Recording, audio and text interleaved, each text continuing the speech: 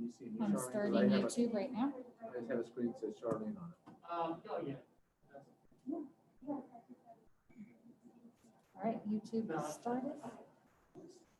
No, your video's off. Okay. But I'm hooked in there. Mm-hmm.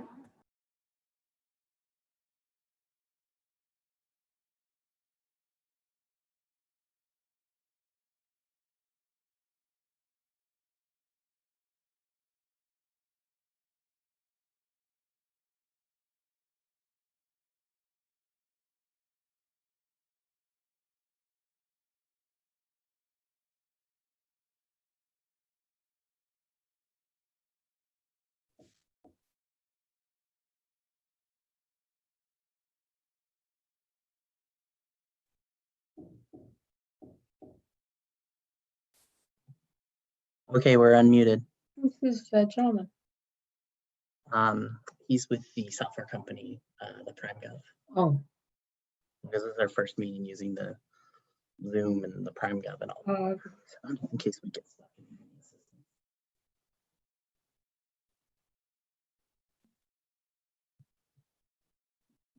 Can you guys hear us?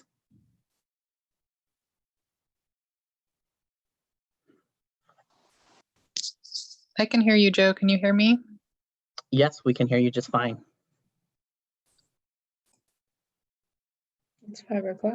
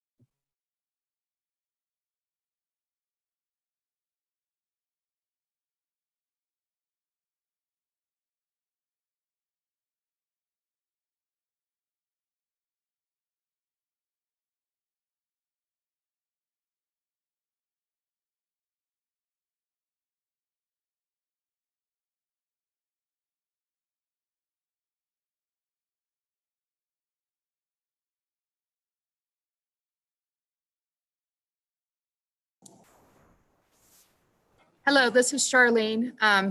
My computer is rebooting. We lost Wi-Fi here. Okay.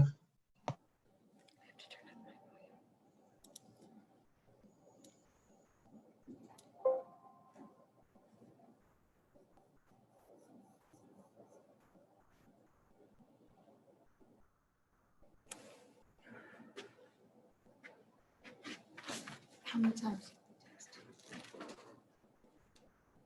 Can I just run it from your computer? Yep.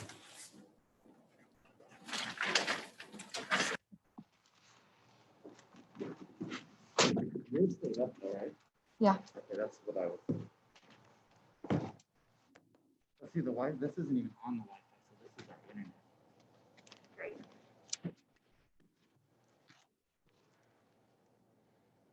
Where's the projector? Just rename it. You can't hear. I don't know if I can. Did we not make you? I think it said Janelle is the host.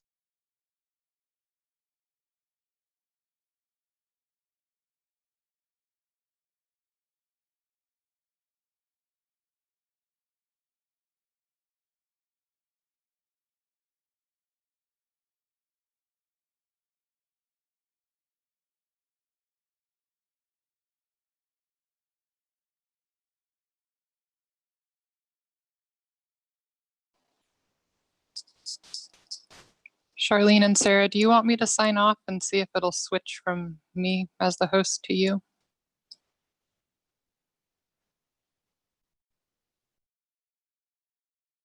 On the Zoom account, which one do you go to? Is it the No, we're rebooting right now. Be just a second. Thank you.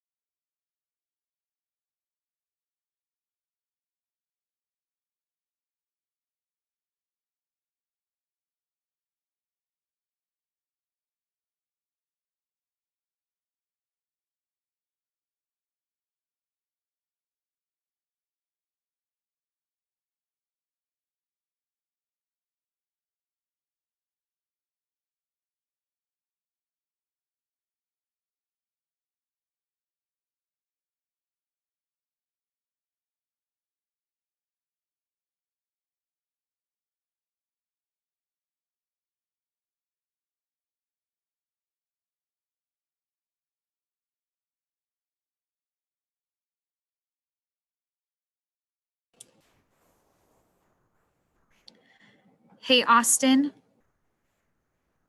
can you unmute yourself? Yes. Hi. Yeah, any ideas?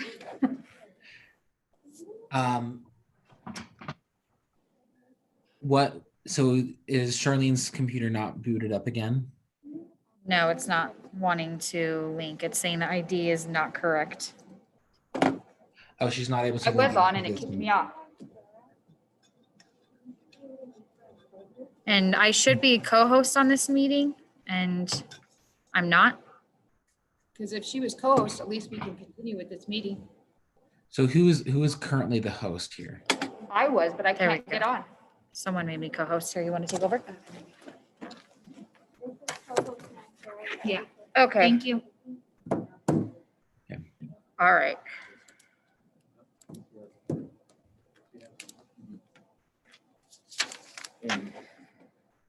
Councilmember Gomez.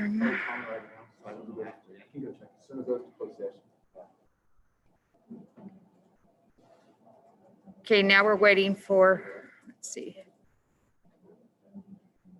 A few council members. I lost a few council members.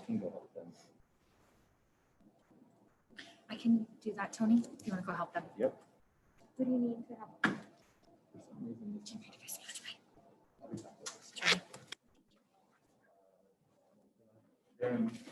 I'll get.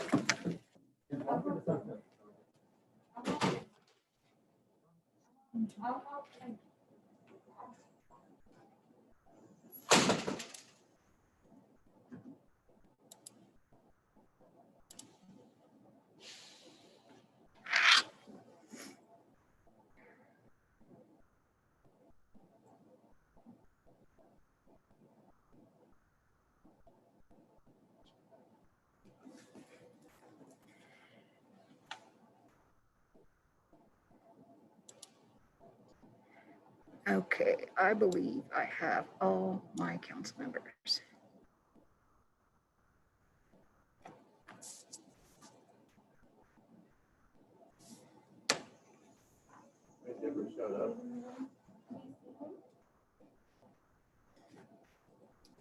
Do you see Jim in the waiting room?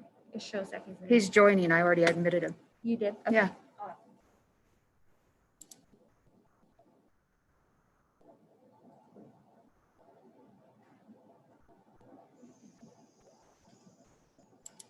Okay, so for some reason they're not host. Lori is on. I'm waiting for Jim to log on. Now we have a lot of public coming on.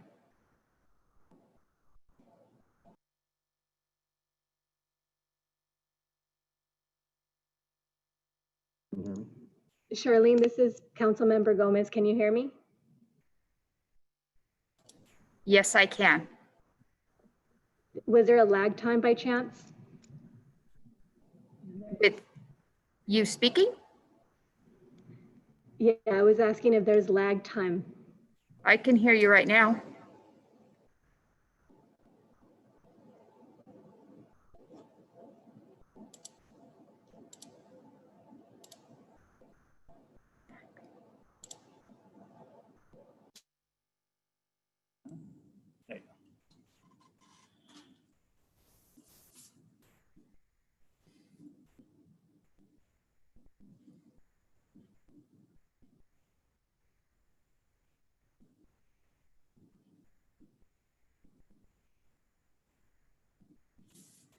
I guess you'd feel more comfortable if I kept my mask on.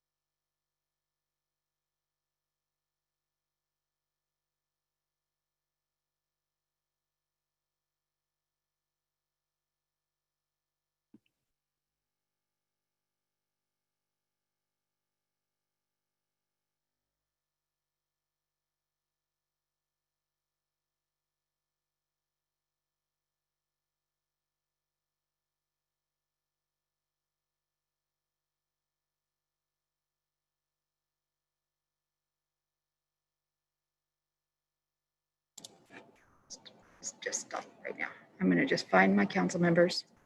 You know. Can we stop for a sec?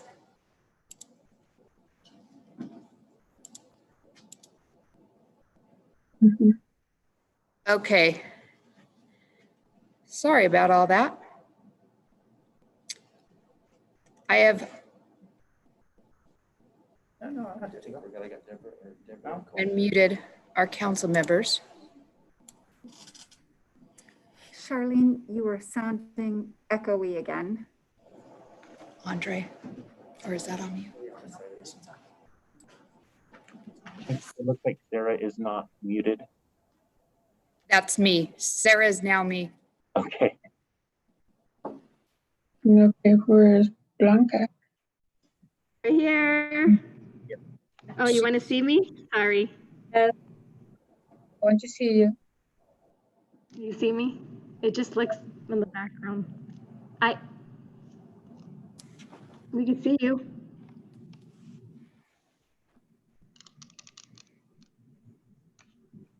Anyways, this is what we see. Look.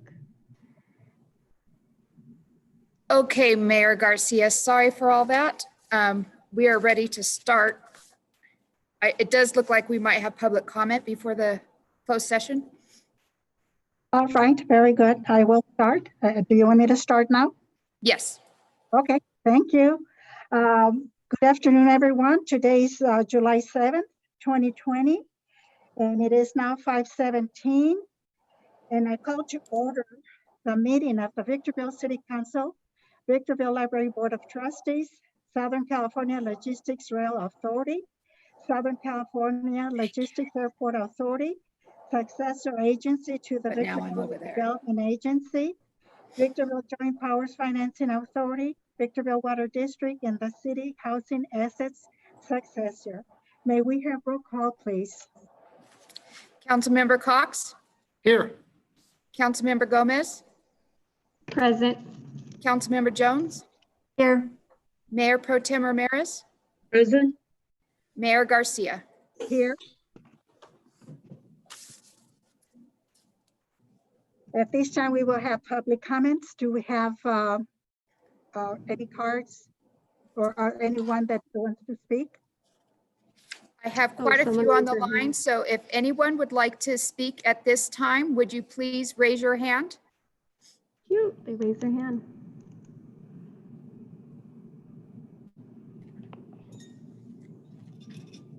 Okay, I have someone by the name of CRYS asking to speak. I will unmute you. Hi, can you guys hear me? Sure can. Chris is actually my nickname, but my first name is Crystal. I was a childhood resident in Victorville, California. I have some inquiries on item number 1908015 with the Southwest Gas Company. I want to know, will there be reportable action about this litigation issue? And if you guys are not reporting it, what governance code, rule, or policy are you following? And also, will you guys be seeking a consensus, a vote, or reportable action in order to update the public?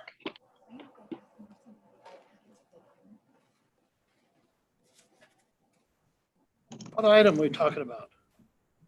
The item number is, and I'll give it to you again, 1908015, and that's in your agenda that was posted under 5 p.m. closed session.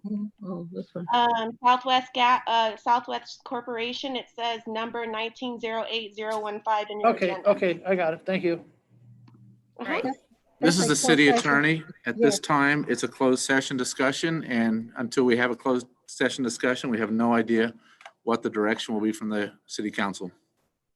Okay, so is there a governance code that you can quote that we can go ahead and notate that there's not going to be anything reported to the public? We don't know if there will be something reported or not. We haven't had the closed session yet. Okay, but it's on the agenda. Correct. Okay. All right, thank you.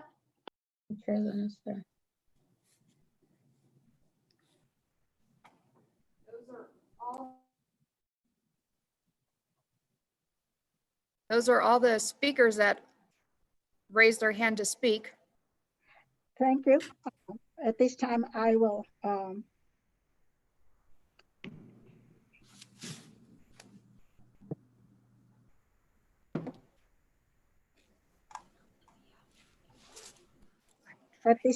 have our city attorney read the closed session items by our city attorney. Thank you, Mayor Garcia. We have one item this evening. It is conference with legal counsel, existing litigation pursuant to Government Code Section 54956.9D1. The information related to the closed session is set forth on the agenda. To the extent there is reportable action, it'll be reported either at the conclusion of the closed session or at the commencement of the 6 o'clock regular session. Thank you so much. Thank you. At this time, we will move on to our recess to our closed session, and we will resume at 6 p.m. And give me a few minutes. I'm going to have everyone except council leave the room.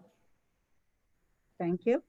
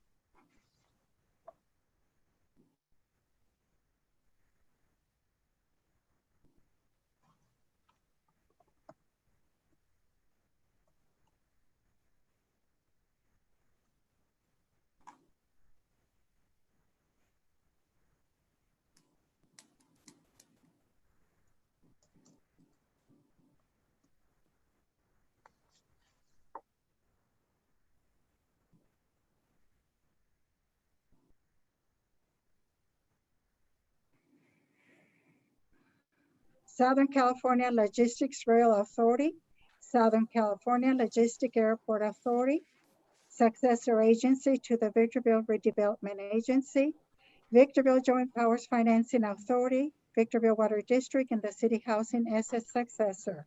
May we have roll call, please? Councilmember Cox, Here. Councilmember Gomez, Present. Councilmember Jones, Here. Mayor Pro Tem Ramirez, Present. Mayor Garcia. Here. At this time, we will have the invocation by Father Pat Travers, supply priest in High Desert. After him, we will have the Pledge of Allegiance by Police Chief Rick Bassinger. Father Pat Travers, go ahead. Are you on? You have to unmute.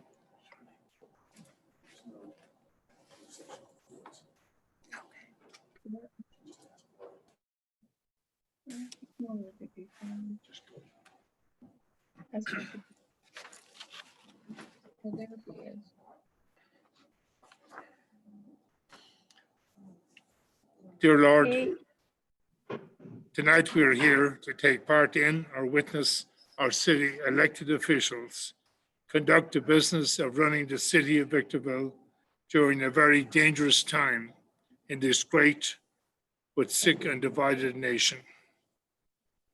We ask the Lord to help them sort out the issues that can be dealt with while keeping the needs of the greater community first by following the mandates set forth by our state officials to keep us all safe.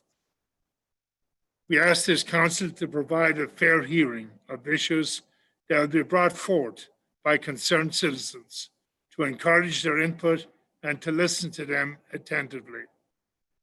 As criticism of local government and lack of confidence in our country's elected leaders seems to be rampant in these days, help them to not react to criticism, but to learn from it while always remaining respectful and keeping a sense of humor. As proverb teaches us, saying, strength and dignity are her clothing, and she smiles at the future. Amen. Amen. Amen.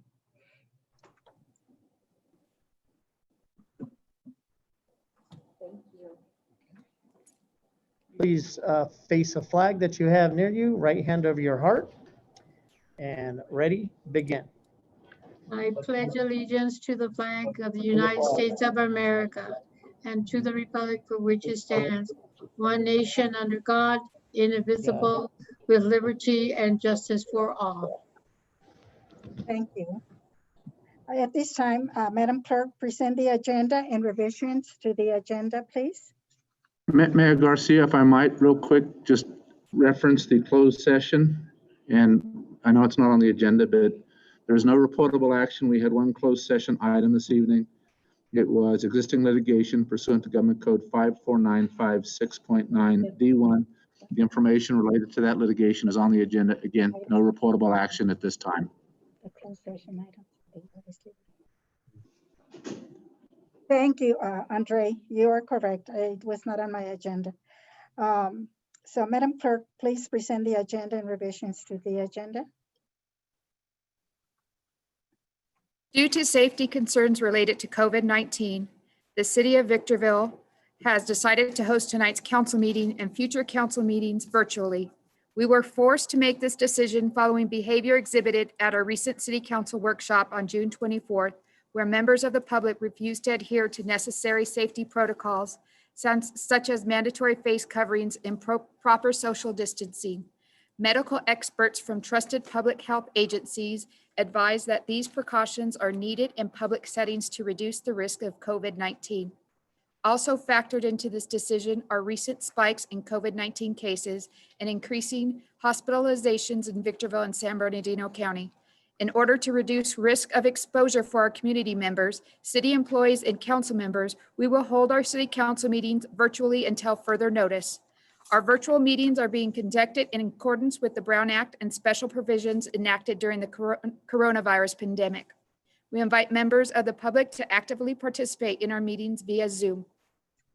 In order to offer public comment during tonight's meeting, use the raise your hand feature on Zoom when instructed to do so. You'll be unmuted when it's your turn to speak. For future council meetings, you may also submit public comment via email. Your email must be received no later than 4 p.m. the day of our council meetings. Our meetings are also being streamed on YouTube if you don't have the desire to participate in public comment. Thank you, Madam Mayor. Those are all the revisions I have. Thank you very much. And we will be starting with public hearings, and I am switching things around a little bit. I am starting with item number 8 and making it item number 1, and item number 1 will be number 8. So therefore, item number 1, ordinance number 2409 of the City of Victorville, California, adding chapter 3.06 to the title 3 of the Victorville Municipal Code for the purpose of establishing and imposing a 1% general transactions and use tax for essential municipal services to be administered by the California Department of Tax and Fee Administration, subject to adoption by the electorate.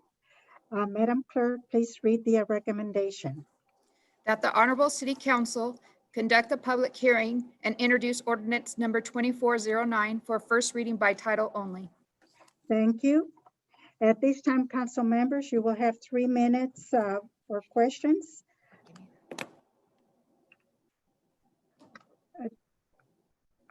How do we select council members for questions? They're all unmuted?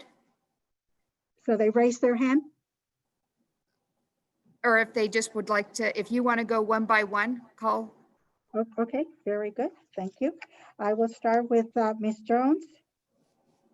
I have no questions at this time, Madam Mayor. Thank you. Jim Cox? No questions at this time. Rita? Yes, I do. My question is in regards to the 1%, this will be inclusive of the following, and the public safety plan, the library, the parks, and the additional resolutions that we voted for the last time. It will be within the November ballot, and it will go into the general fund. Is it correct that my understanding that if we don't approve it, we'll have to wait until 2022 in order to bring it about again? So if it's a question of going without for 2 years, if we don't see the fit of approving this 1%, and I think that we need to make certain that we know our deadline as to why we need to have it done for this November. Can the city manager please explain that to me one more time? Yes, Madam Mayor and members of the council.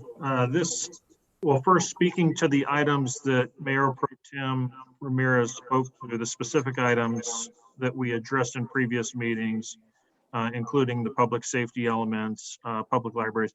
We've identified all of that, and we've even expanded on that, and you can actually find the better detail of that on page 692 of the agenda, and it's in the purposes section of the draft ordinance. And this item particularly is being brought to your attention, not so that you can approve the tax, but instead so you can give the opportunity for the public to actually have a say in participating in the decision as to whether or not it wants to tax itself in exchange for additional services. But to answer the other part of your question, if it's not to occur this November, the next opportunity to in fact do a tax like this, which is a general tax, would be at the next general election, which would be November of 2022. Thank you very much. What we're doing, just so you know, that's isolation, that's neglect. I'm very angry right now. Can you tell somebody out there? They're trying to fix mine. Everybody else's works but mine. Remember I told you that? Wait a It's not minute. about Mine, you. I just want to what? let people know. Come here, come here. Mine's not working. come I'm not able to participate. Come I here. haven't voted. Come here. Nothing. This is I frozen. actually had a comment to Oh, make. they just came back. They just came back.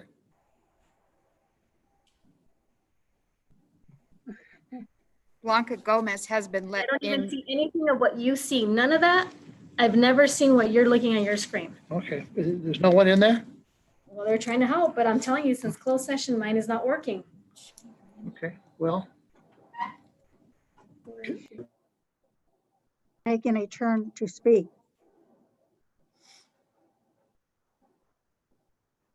Rita, did you have any other questions? No, I no, had I a just comment wanted, to make. My hand is up, actually. I thank you for the answers because I just wanted clarification. Thank you. Thank you, Rita. Ms. Gomez?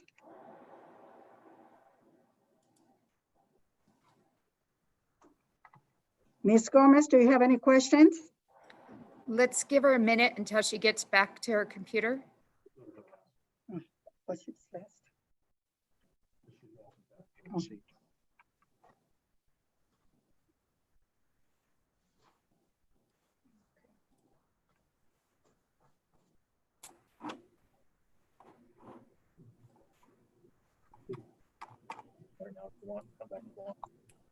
I did. Muted. Start video. Ms. Gomez, do you have any questions? As a point of order, I wanted to place on the record that 6:35 is the first time that I am addressed as a council member, and I haven't been a participant in any meeting whatsoever. Do you have any I questions? have on no item one? clue where you're at. I don't know if you're in the last agenda item or the first one. We're on the first agenda item and stay seated so that you know where we are. And I'm asking you, do you have any questions? You have 3 minutes. You need to ask me again because I just made a point of order saying that this is the first time that I've been logged into this computer. Nothing else has been done. Can you clarify what agenda are you asking me? You're using up your 3 minutes. You want to speak or you rather not? I'm asking where are we at? Where are we at? Number one, you said? Item number 8, I made it number 1, so we're on 1. So we're on item number 8 because item number 8 was made number 1. What page is that? I don't have a page number.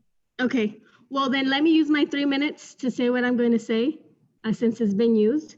I want to make it known for the record that Councilmember Gomez came on the record at 6:35 with all the other council members being participant in all the meetings but me. I have an agenda in front of me that has nothing of the labels whatsoever. I had to ask Jim Cox to give me numbers so I can be on place.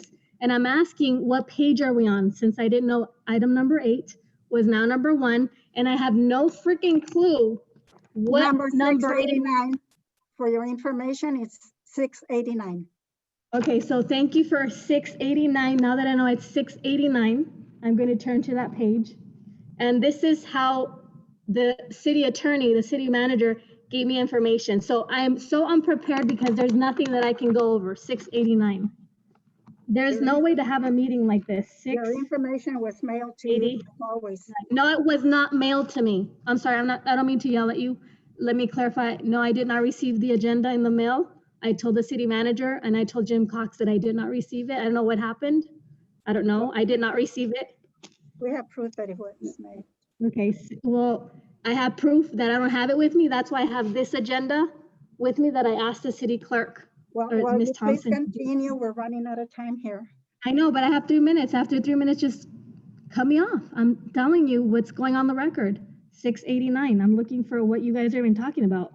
Excuse me, Councilman Blanca, if you read from 691 to 699 is the information you're looking for.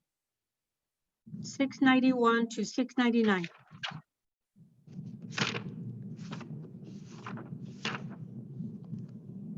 Okay, so this is about the ordinance. Oh my gosh. Yeah. Yeah. This is not right. This is just not right. I don't appreciate it. Don't appreciate it. Thank you.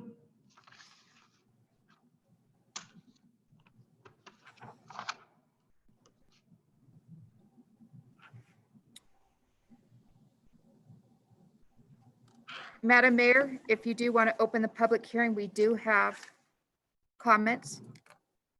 Thank you. At this time, I will open the public hearing. And if you have speakers, go ahead. First, I have a few that have emailed, so I'm going to read those into the record. The first, let me tie myself. The first one is from Michael Grayborn. I would like to encourage the city council to pass the ordinance to put the transaction and use tax on the ballot in November.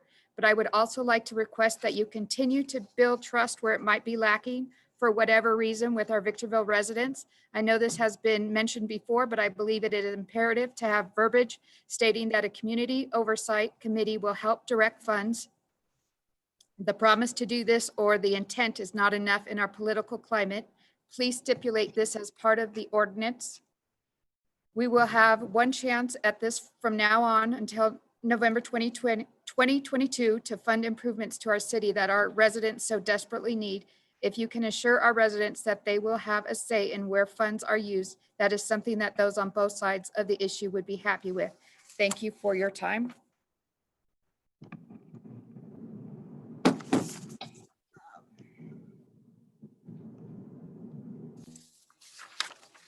The next one is from Linda Titus, a Victorville resident. Racism is prejudice, discrimination, or directed against a person or people on the basis of their membership of a particular racial or ethnic group, typically one that is a minority or marginalized. What is institutional racism? Systematic racism. This is a form of racism which is embedded as a normal practice with society or an organization. Racism leads to discrimination in the criminal justice system, unfair housing practices, unemployment, inequalities in healthcare delivery, lack of political power, and substandard educational opportunities. On June 23rd, 2020, racism was declared a public health crisis in San Bernardino County by the Board of Supervisors. The declaration acknowledged that racism results in disparities in family stability, health, and mental wellness, education, employment, economic development, public safety, criminal justice, and housing among the Black community and communities of color. This declaration of San Bernardino County is a perfect opportunity for the mayor of Victorville and city council members to support this resolution by assuring there is verbiage in the proposed 1% transaction tax increase to address public health and safety in Victorville. Racism is a form of abuse. Abuse is to wrongly or improperly or misuse any person, place, or resources that have been entrusted to you. When people of color are subjected to a different standard of treatment by law enforcement officers and the judicial system, this is a form of abuse. When people are stopped while driving for no other reason than the color of their skin, this is abuse. When unarmed people of color are shot, and I might add shot multiple times, this is abuse. When we have more of color in jails and prisons per capita than the people that make up the majority in America, this is abuse. Stop asking law enforcement to carry out tasks they have not been trained to do, such as responding to mental health crisis calls and wellness checks.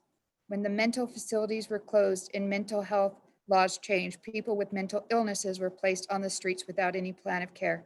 This occurred in the late 1970s. This is the aftermath of that decision. Family members stressed, in danger, and frustrated because of poor mental laws and a lack of facilities for the mentally ill. They call public safety, law enforcement, and their loved ones are killed. Use the requested resources to add trained healthcare professionals to public safety. Healthcare professionals in emergency rooms and mental health facilities are taught de-escalation and management. If, I don't know, psychiatric evaluation teams should be deployed on all mental health or suspected drug-related behavioral calls. Guns should not be used to kill unarmed people in crisis. Never, ever is there a reason to shoot anyone in the back or empty a gun of its ammunition on an unarmed human being. That one is out of time.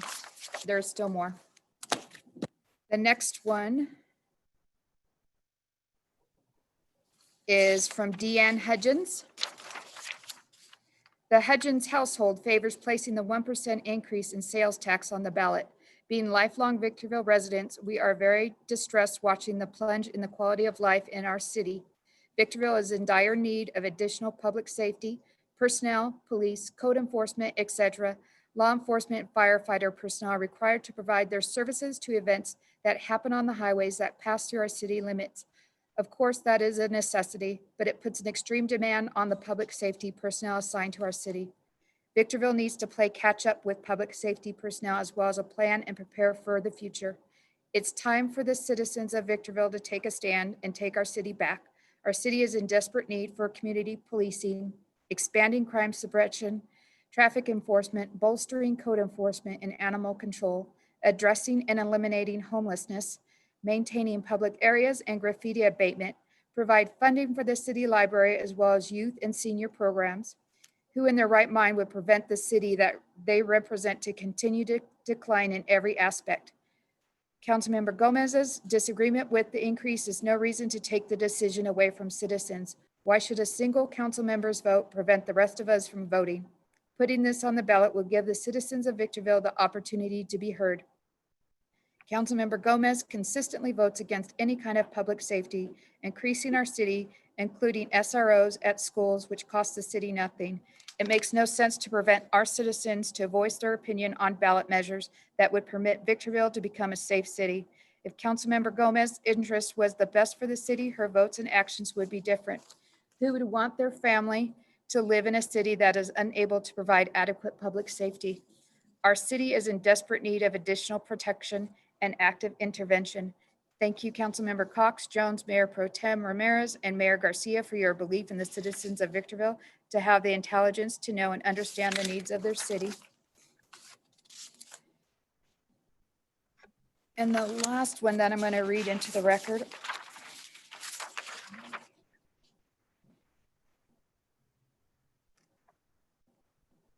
is, sorry, let me start the time, is from Ruth Cordova.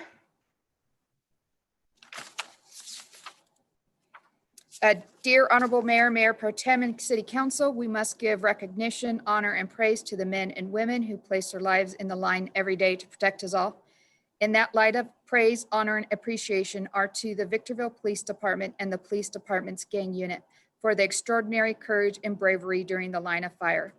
In protecting and defending our law enforcement personnel, the below fully substantiates my case. On or about June 2007, investigators from the Victorville Police Department gang unit initiated an 8-month-long criminal investigation of a known notorious gang member, Archuleta. Investigators discovered evidence of an ongoing conspiracy to sell methamphetamine between Archuleta and dozens of other gang members and associates of the East Side Vertigo ESV gang. ESV is commonly known as a criminal street gang in Victorville with approximately 200 documented members. ESV gang members take money from drug dealers in Victorville as a form of taxes. The gang's primary activities include murder, attempted murder, aggravated assault, robbery, weapons, possession, and drug sales.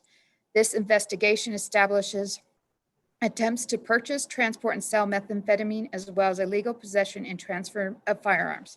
At the conclusion of the first investigation, a special gang grand jury indicted 36 gang members and associates of ESV for conspiracy to sell methamphetamine, conspiracy to transfer firearms, active participation in a criminal street gang, possession of firearms by convicted felons, possession for sale of methamphetamines, conspiracy to commit robbery, conspiracy to commit assault with a firearm, and auto theft.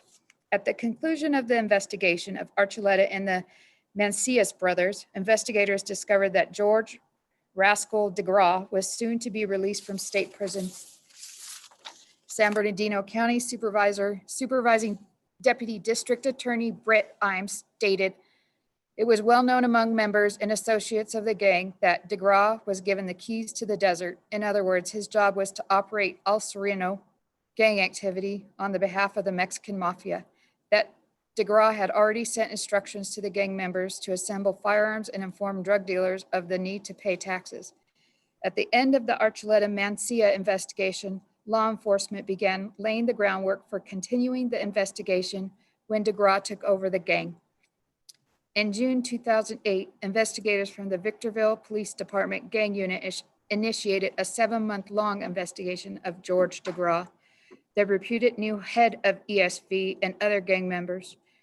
During the course of the investigation, investigators uncovered extensive taxation of drug dealers. That time is up on that one.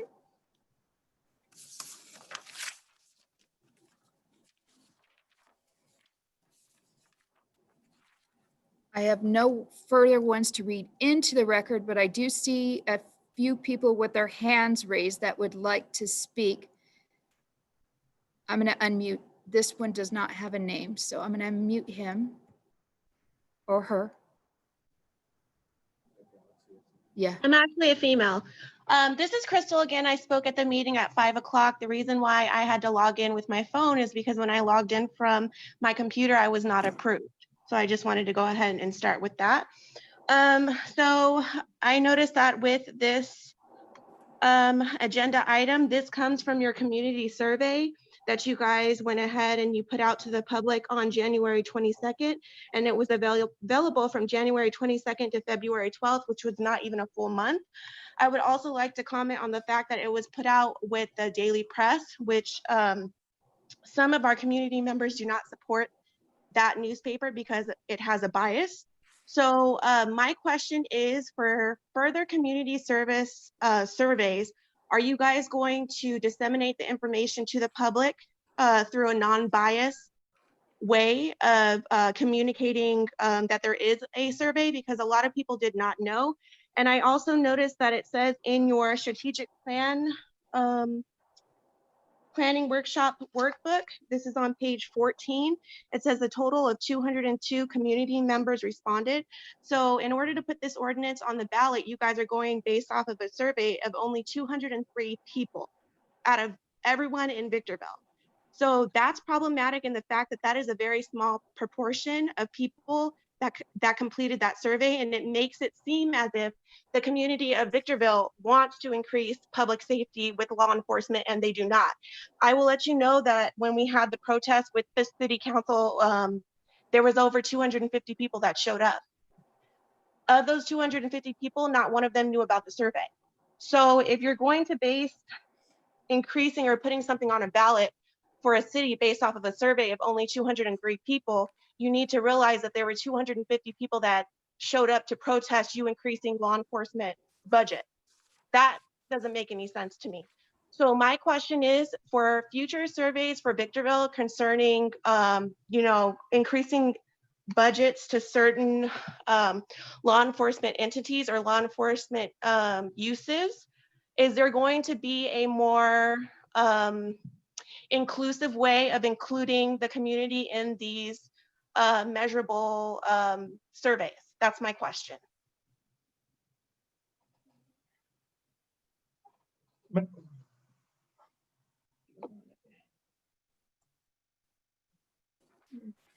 Madam Mayor and members of the council, to answer the questions, I think it's appropriate to identify first that, as this council is aware, the basis for us getting to today has little to do, if nothing to do, with the reference surveys by the speaker. In fact, how we got here today largely started resultant from what we've experienced over the last several years in our council chambers and our council meetings, where we've heard over and over about demands for essential public services from our residents. And having heard that for years now, the council directed myself to actually develop a public safety plan. And the council gave us that direction back in November of last year. And so the product of today largely has been putting together a public safety plan that analyzed our level of service historically, today, and actually made a number of recommendations for all elements of public safety, whether it be police, fire, fire and life services, animal control, or code enforcement. That not to mention other demands we've heard beyond public safety from our residents. And so the recommendation that was actually shared with you, I believe it was, bear with me, back in May 19th was when we effectively had the presentation with you of the council. The recommendation resulting from all that work was that for us to really address the needs that we're hearing from the community is to provide the community with an opportunity to decide their level of service. And if they want increased levels of service, enhanced levels of service, the best mechanism to do it in this case was to bring forward a general tax, not that we approve, but that the actual residents have an ability to participate in an actual election. So that's more so what this item is about, and not so much to do with the cited 203 surveys that I believe was more related to a community, our parks master planning effort, but more so relating to what we've been dealing with directly as it relates to a public safety plan. As to the question about, are we going to use unbiased surveys going forward? I would say the answer to that is yes. We certainly don't believe that there have been any biased attempt to our surveys and the use of our surveys in the past. That's always our goal, to be as fair in trying to disseminate to those that are in our public audience. Okay, can I quickly just make a comment to that, please?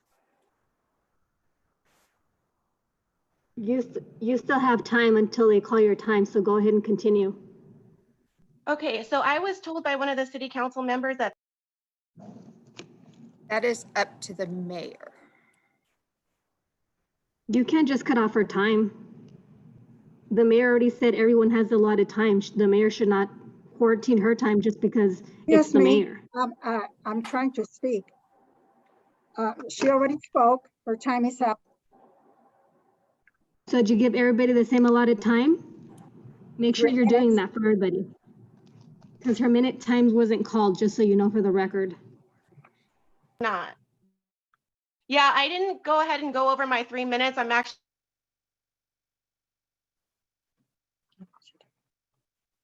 You're just being muted. Might as well just tell her as a point of privilege. The next speaker I have is Olivia. Hi, everyone. This is my second city council meeting. I'm a master's degree in social work. I'm currently getting my license. I work with the community. I'm from LA, so I feel that kind of taking in this new environment is really important. So I wanted to just kind of give my input as a professional and as a community member. I know that there's a lot of tension in the media currently with law enforcement. However, I'm struggling adjusting to this new environment because I do see that many of the populations that I work with would benefit from a more inclusive and a more intact relationship with public safety. I think that, sorry, I'm from home right now, so I have all the kids here, but you know, I feel that as a social worker, the best thing to do is to have strong relationships. And seeing now that the relationships between minority, especially minority communities, and our police officers is so fractured, I would love to be part of a team where we can get citizens involved, bring our police officers in, have our children start to engage with the community so that we can have kind of a united front moving forward. I think Victorville is such a cool city. It's like a big little town. People know each other. People like each other. There are issues. And I see that there are a lot of people participating. That's really great. I myself would volunteer my services to build this bridge. I think a tax, I know it's controversial now, but I feel that if we can put aside our personal feelings, our personal experiences, and work on real solutions instead of, you know, kind of focusing on the ideals, we work towards real solutions.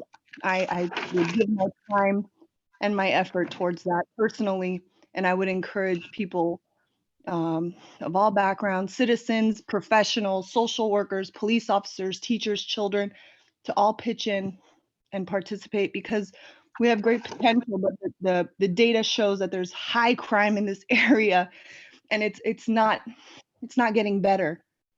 Coming from LA, I saw a lot of homelessness, crime, but moving here, it's more apparent. We see it more in our face, you know, going to the supermarket with your kids, in the schools. I, as a social worker, have seen it firsthand with my clients. And that's just my input as a citizen and as a social worker.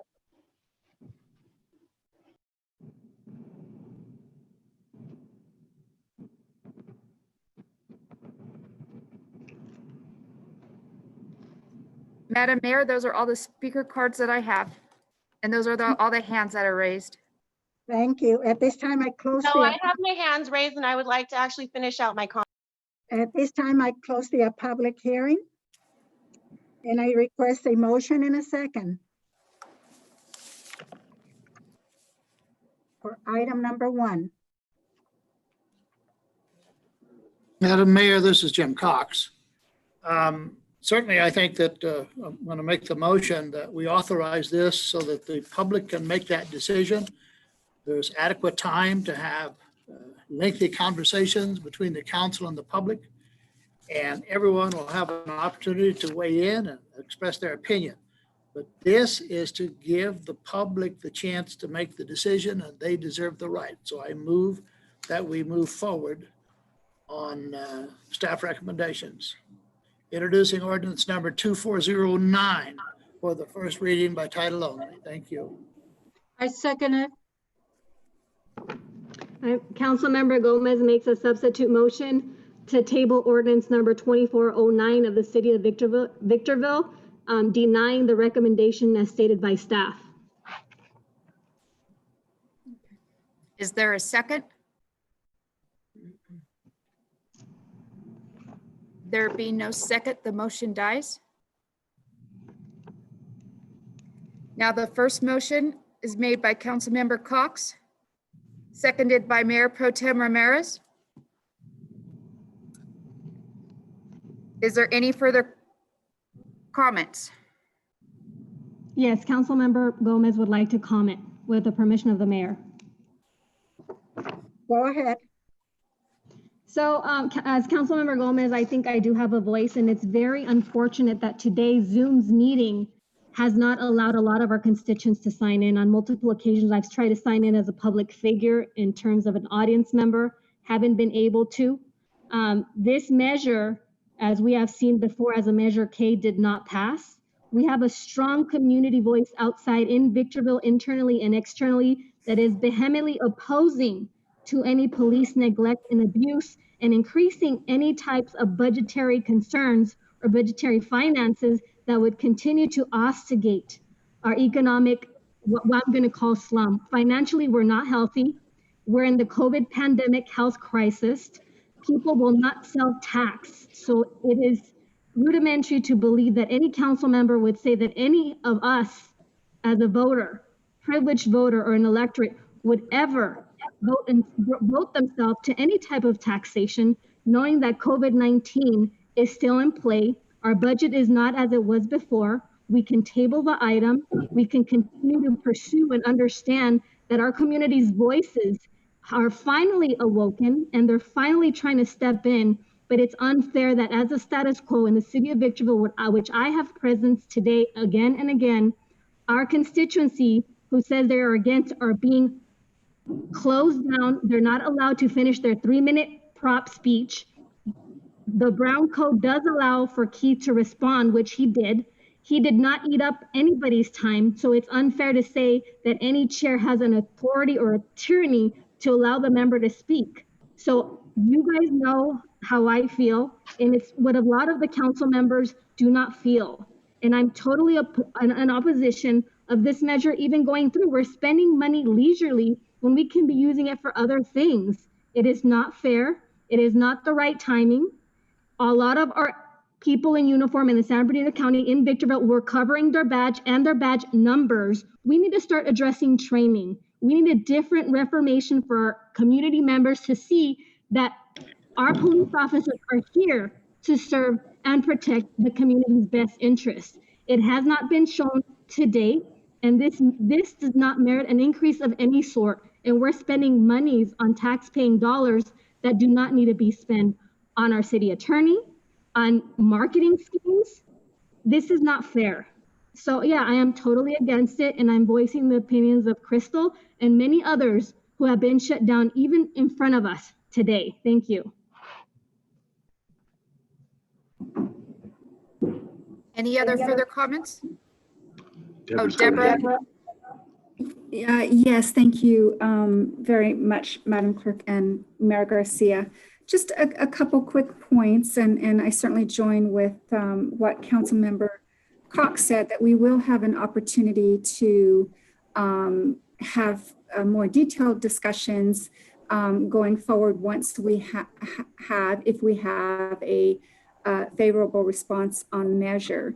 In fact, the council had approved a motion where if there's a favorable election, that once the results are certified, then we would immediately form a committee to begin to carve out exactly how monies will be spent.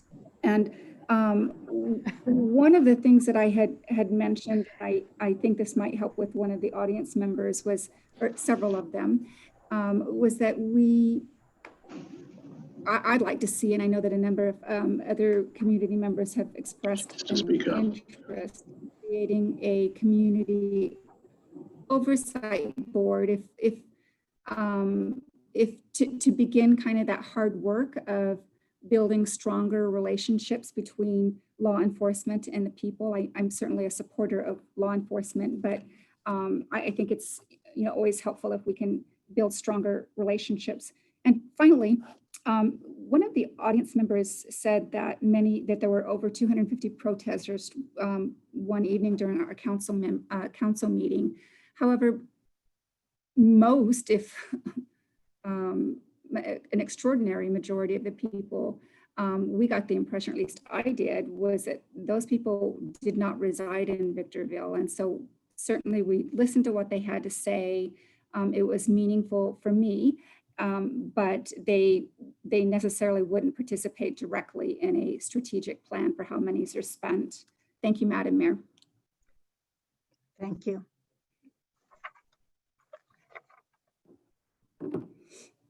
Is there any more comments? Rita, did you have anything else to say? No. No?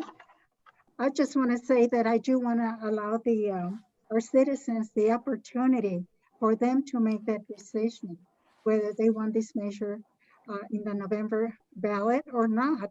It's their right to do that. And we want to give them that opportunity. And I'm all for it. And I'm just glad that we are at this point where we can make that decision. Thank you. Do you have a Mayor? I want to go ahead and finish off. I know I have a couple of seconds left. This is Councilmember Gomez. Mind you, you already spoke. Yeah, but my time isn't up. I have a few seconds left. Madam Clerk, let's continue on. We need to continue on. I want to keep this in order. Okay. I do have a motion by Councilmember Cox, seconded by Mayor Pro Tem Ramirez. Can I get a roll call vote? Councilmember Cox? Yes. Councilmember Gomez? Nay. Councilmember Jones? Aye. Mayor Pro Tem Ramirez? Yes. Mayor Garcia? Yes. Motion passes with Councilmember Gomez voting no. Now we move on to item 2.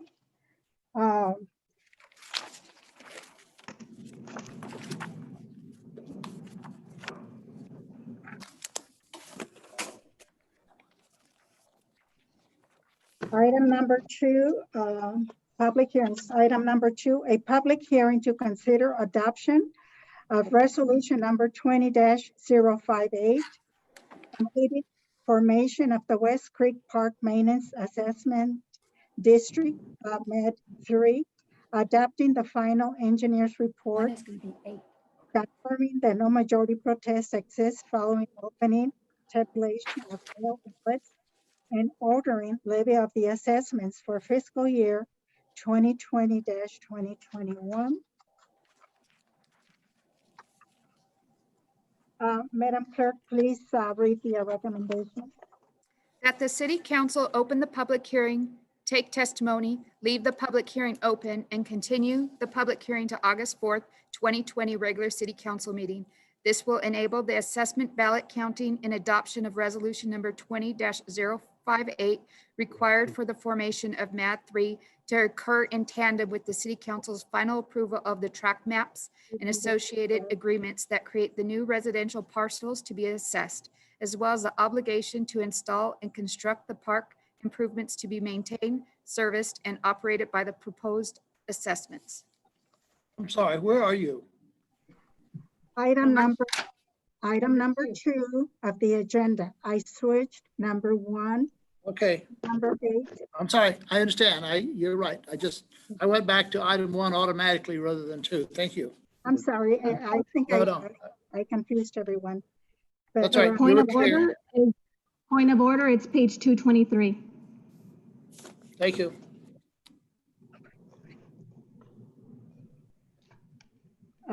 Council members, you will have 3 minutes for questions. Ms. Jones? None at this time. Thank you, Madam Mayor. Ms. Ramirez? No, thank you. Mr. Cox? No questions. Ms. Gomez? Yes. So my pending question is, and please understand that this is for the general public's information. How many people, based on the Proposition 218, did we receive votes from?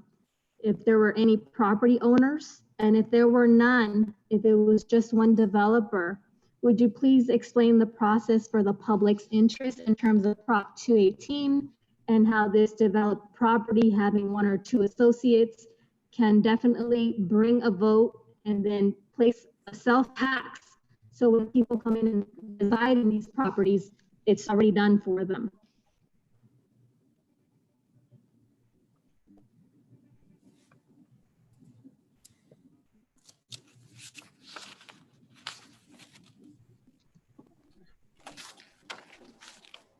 Madam Mayor, members of the council, I believe this was addressed at the last couple of council meetings. And I don't know the answer to the ballots. That might be something the city clerk has information on. My understanding is, as it relates to the Proposition 218 and the requirement for property owner votes, in the cases where you have large pieces of property, and maybe even few that ultimately be subdivided, irrespective of the ultimate subdivision, the requirement from the property ownership voters, if it's only few, they can agree to self-assess themselves, and effectively, if that does occur, they would be the ones responding to the ballots, nobody else. And if in fact it passes to where they self-assess, then of course that's something that gets recorded against the property and it becomes known to the public, including all future buyers of that property or the effect of the property, which might be subdivided property at that time. Okay, so just for understanding, I'm talking specifically of this LMAD for item number 2, and it's my understanding that there's only 1 or 2 developers, and these developers have the authority to be able to do the assessment for self-taxation, which means as soon as people become aware of coming into these properties, they already have what I'm going to call a type of Melrose, which really disadvantages the communities at large levels unless they're already a part of it. But this is the way government works in the permitting processes. is my understanding. So my next question is, how does today's decision alleviate the Affordable Housing Act? Or second question, how does this specifically measure to Senate Bill number 2? And they're the practices and the processes which I'm questioning. This, Madam Mayor, members of council, this item doesn't have a direct relationship to SB 2. And in terms of affordable housing, yeah, there's no specific affordable housing requirement that I'm aware of that's affecting this property. Basically, as it currently stands, you have a private development proposing to privately develop the property. And typically what happens, it's not uncommon for housing home builders to actually come in and buy tracts within the property once the property is subdivided, and then effectively sell them at what market rates are. And just to correct a couple of terms that you used, this is not a LMAD, this is actually a MAD, which is a maintenance assessment district, and a little bit different from an LMAD. In this particular case, the MAD is envisioned to include a park component, and it is different from a Melrose. Melrose would be a completely separate financing mechanism that would be used by the developer if so chosen by the developer. Thank you for that correction. Now that you made that to my mind, so there's a difference between the land maintenance and the maintenance. Can you tell me what the acronyms specifically are and provide details of how they're different? Because I thought they were the same, just different acronyms, adding one other element, which is a park.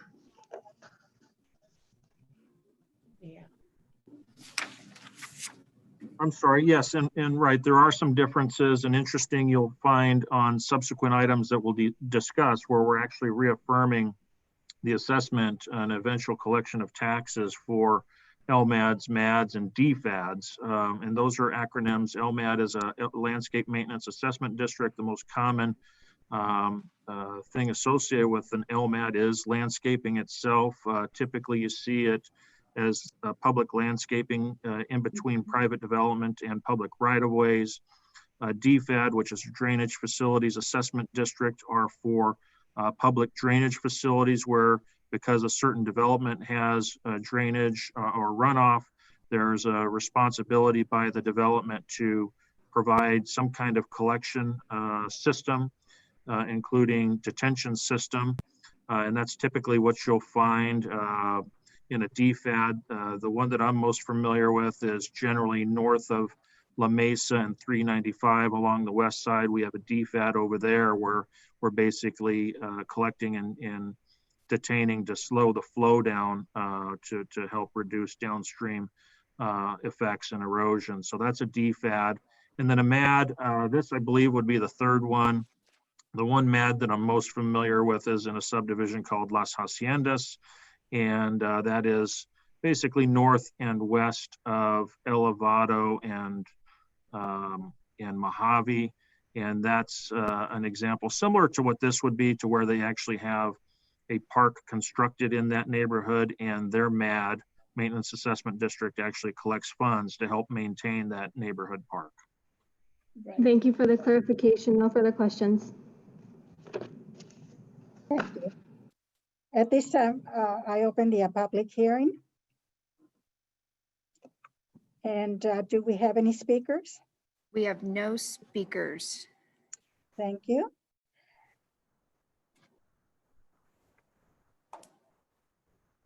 At this time, we will continue this public hearing to August 4th, 2020. Is that correct? Yes. We need a motion in a second. We need a motion and a second to continue this item number 2. This is Jim Cox. I move that we continue this, leave the public hearing open, and continue this item until August 4, 2020. Second. I have a motion by Councilmember Cox, seconded by Councilmember Jones. Roll call vote. Councilmember Cox? Yes. Councilmember Gomez, Aye. Councilmember Jones,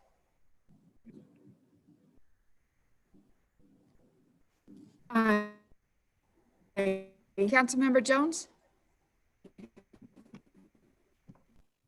I can see. Yeah, yes, aye. Can Okay, you not hear me? I can now. Aye. Thank you. Yes. Mayor Pro Tem Ramirez, Yes. Mayor Garcia. Yes. Motion passes unanimously. Now we move on to item number 3, street lighting assessment district, confirming the annual assessments for fiscal year 20-21. Madam Clerk, read the recommendation. That the City Council approve the engineer's report for the citywide street lighting assessment district, adopt resolution number 20-03, confirming the annual assessments for fiscal year 2020-2021. Thank you. Council members, any questions? 3 minutes. Ms. Jones? No, thank you. Mr. Cox? I have no questions. Someone go fix Ramirez? Deborah. Ms. Ramirez? No, no questions. Ms. Gomez? Yes. My questions are for the benefit of the public, so please refrain from addressing as has been spoken before. It just makes it very difficult. And it's very demeaning language, and it's very subjective and subordination type. So if you refrain from prefacing your response that way, I would greatly appreciate it. This is for the benefit of the public.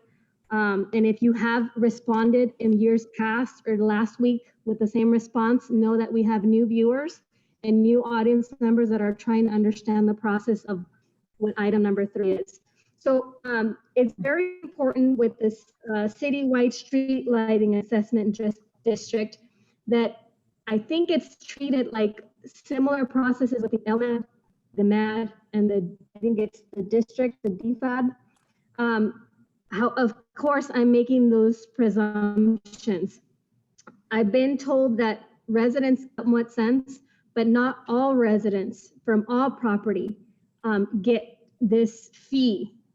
But what I do know is that we get to allocate a specific region and appropriate fundings. So if you would elucidate and explain how this mechanism started and why we have certain selections of, for example, Old Town as one of the priorities, spending, I think, $4 million or so, or $400,000, sorry, with the figures.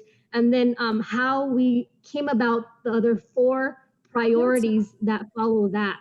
I would greatly appreciate it because I know it's for the annual 2021.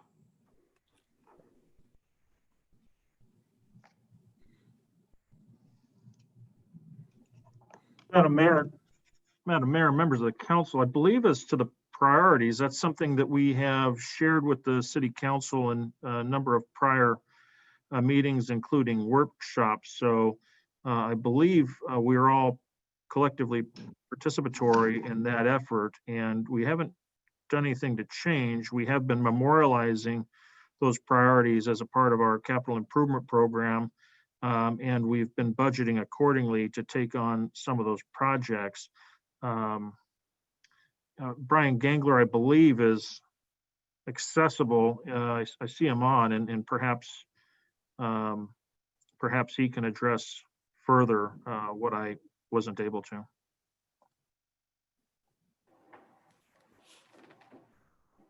This is Brian Gangler. Can everyone hear me? Yes. Yes. Yes, so as Mr. Metzler stated in the past, we've had several priorities set for capital projects for streetlight funding. There has been some funds available for capital in addition to the operations and maintenance expenses. And so we've had several projects, including streetlights on the Phantom Loop at SCLA. We've added some streetlights in the Old Town area. It has provided a match for some improvements with the Safe Route to School project. There were some improvements there, matching for some traffic signals and beacons and speed feedback signs and such. And so we have had several projects where the Streetlight Fund has funded all or part of the projects. There is a limited amount of what is available for capital. And over time, we've spent the fund balance down. So I can answer any specific questions if anyone has them, but just in general, that's what we have spent on capital. Yes, I think more of a specific, and I understand Mr. Metzler's stating that the council has been aware of a lot of these items, but mind you, we've only make these visits twice a month. There's so much things happening, so many things. And I never found out during a council meeting what the next 4 priorities were. And so I myself, as another council member, was discussing this, and we were saying, well, what are the other 4 priorities? I know it was supposed to come back to council and we're supposed to decide what other regions were going to be a part of it. I don't know if that's left for this following year or what, but definitely after the workshop for the Old Town, then we were supposed to come back and reassess what other four priorities we had left for the rest of the monies. But if the monies have been expended and it's just lingering that it's an assumption that there's 4 other regions to cover, that has not been surmised. It hasn't been talked about. So I'm really wondering about that aspect of it. So if Mr. Gangler, Mr. Keith Messer would address how we can, what's going on there, just I'm unsure. Keith, would you like me to answer that question? Yeah, as to the priorities, you probably have them top of mind better than I do. So yes, we did identify several areas in the city that are deficient in street lighting. And one of those areas was Old Town. And we did add more streetlights there, although we're working with Southern California Edison on the stretch of 7th Street between Forest and D Street, and also D Street between I-15 and 11th Street, because there are some spots there that are deficient in street lighting. So as a previous council direction to work with Edison on the standard street lighting there. The other areas that are deficient in street lighting, we do not have any cost estimates for those areas. Some of those would be expensive to add streetlights to, because there is no overhead utilities. There are no wood poles. It's relatively inexpensive to add a streetlight to a wood pole. But when you have to dig trenches and install conduit and install new streetlights, that's very expensive. And some of those other areas don't have any overhead utilities. And so that'd be a very expensive proposition to add streetlights. And we have not developed any cost estimates for those areas. That would be much more challenging. So finally, has the city of Victorville created an analysis into what regions already have poles so that we don't have to have conduits, and what makes it more expensive versus addressing those expenses later on, and how we can approach them and make them part of the CIP project for those individuals Your time is up. who don't have street lighting? We did identify the areas that have overhead poles and those that do not. Thank you.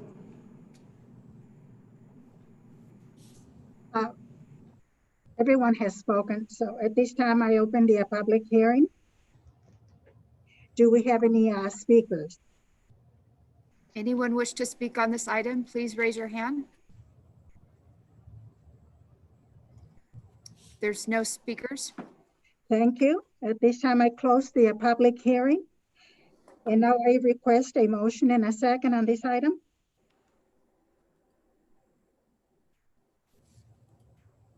Yes, Madam Mayor, I move that the council take action in accordance with the recommendations set out on the agenda.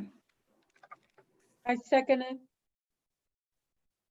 I have a motion by Councilmember Jones, seconded by Mayor Pro Tem Ramirez. Any further comments? Yes. if I might, Councilmember Gomez would like to add comments with the permission of the mayor, of course. Go ahead. So I'm looking at this. I don't know if it was clear, but I'm assuming that the citywide streetlight assessment district only includes lighting. But we were talking, and I see the report, it says traffic signals as well. But I don't know if it's just the name citywide street lighting that really creates a confiscation. It obfuscates the way that this is understood. Maybe I'm clearing up the way that it should have read, but I want to let you know that there's people that do want to speak, but they're not able to. I myself, as a public audience, have tried to log in as an audience member, and I'm not allowed to. I have people on my face stream saying that they're not able to either. So I don't know if we're going to address that, but that's part of the public hearing so that it's stated on the record. People did want to speak, people weren't able to. I myself try to go in as an audience in my private laptop. I'm not allowed to. So if this were to come again into public hearing, let it be known that people are not able to speak or being able to be a part of this meeting for tonight for Zoom. Thank you. I have a motion by Councilmember Jones, seconded by Mayor Pro Tem Ramirez.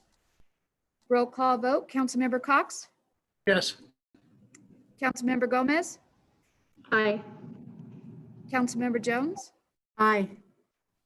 Mayor Pro Tem Ramirez? Aye. Mayor Garcia? Yes. Motion passes unanimously. Now we move on to item number 4. Fiscal year 2020-2021, Department of Housing and Urban Development, HUD, Annual Action Plan, allocating Federal Community Development Block Grant, CDBG, and Home Investment Partnership Program, HOME funds. Madam Clerk, read the recommendation. That the City Council conduct a public hearing to receive citizen and agency comments regarding the draft fiscal year 2020-2021 Annual Action Plan, approve Resolution 20-056, adopting the 2020-2021 Annual Action Plan as presented for submittal to the Department of Housing and Urban Development, which contains the funding recommendations made by the Community Planning and Development Grant Subcommittee, and authorize the city manager to execute all necessary documents for the submittal to HUD. Thank you. Council members, you have 3 minutes for questions. I'll start with Mr. Cox. Yes, do we have a committee with 2 council members that reviews these applications? I thought we did at one time. Yes, we do. Yes, we do, and they did. Okay, that's all. Thank you. Ms. Jones, I have no questions, Madam Mayor. Thank you. Ms. Ramirez, No question. Ms. Gomez. Yes. So part of my questions here is to not only clarify, but let the public know every time we have a new meeting or a new council meeting, the public should be privy. I thank you for Mr. Cox bringing in that we do have 2 individuals that sit in this committee. How are these 2 committee members elected? How did they come in? Who are they? When was their discussion? And what is it that they're really looking at when they look at these applications? Is there a measuring type of assessment that's being done? Or is it based on, you know, how is this assessed? And how do council members after the fact who were not part of the committee get a report if a report indeed is done? Madam Mayor and members of the council, to answer the last part of the question first, the members of the council do get a report, and that's in fact what this item is. And I think I should first recognize that there was a considerable amount of time and energy put in by the 2 council members that were appointed by you as the council. The entire body of the council identified 2 council members to sit on the subcommittee, which is an annual thing we do, and we've done that for a very long time now, appointing 2 council members to work with staff. The 2 council members were, of course, Councilmember Jones and Mayor Garcia, and they worked very closely with staff, as staff largely was responsible for coordinating the application process, well, soliciting the applications first, then reviewing them and determining qualifications, and bringing them to a level to where then the committee can decide based upon the action plan. I'm sorry, our planning priorities, which of those applicants they recommend for award to be included in our action plan. And that's effectively what this item is. On page 388, you'll actually see the recommendations, the work product of that committee, to where they've, considering the amount of money that was allocated to Victorville, including the amount carried over, that committee then made recommendations that are before you today. And there's a lot more detail that goes into this item. Scott Webb is the author of this item. I can certainly turn it over to him for any more detailed questions, but I believe that speaks to your questions. Okay, so you said 388. So when I'm looking at project names and allocations, these are the recommendations of the two committee members, including staff. Is that what you're saying? Yes. So upon approval, these 39 individuals would get these allocated funds. Is that correct?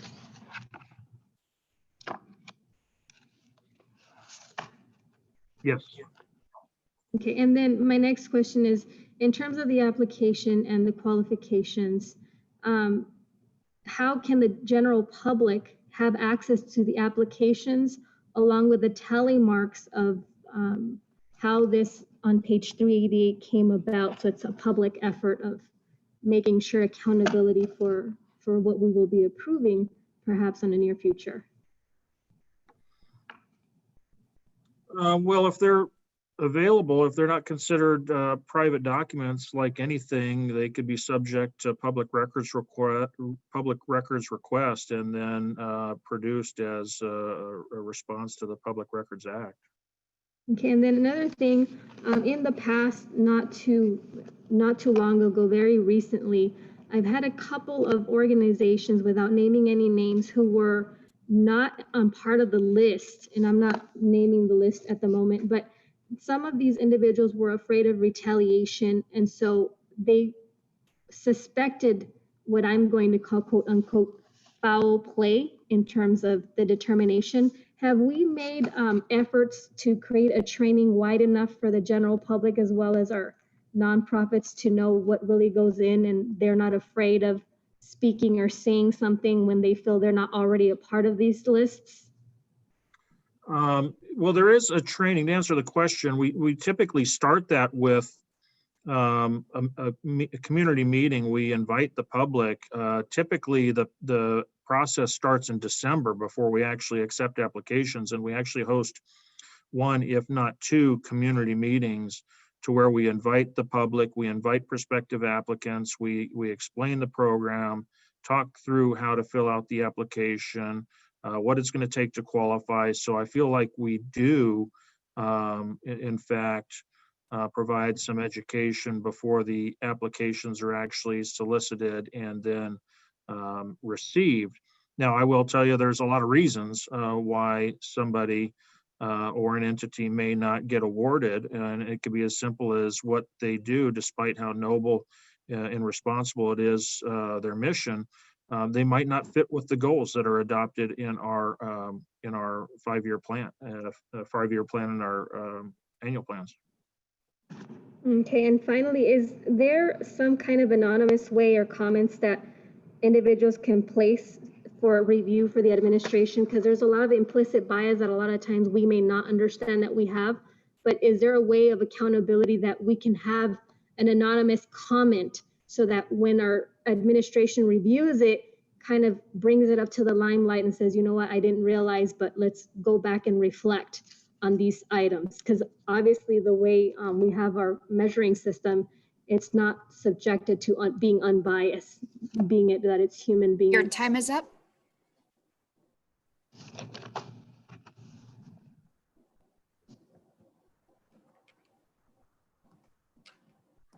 I guess as to anonymous, if somebody wanted to submit something in writing and not put their name or address on it, certainly, we'll look at it, but I think the sad part of that is it's hard for us to be responsive if we don't know who it is we're actually dealing with. Thank you. At this time, I open the public hearing.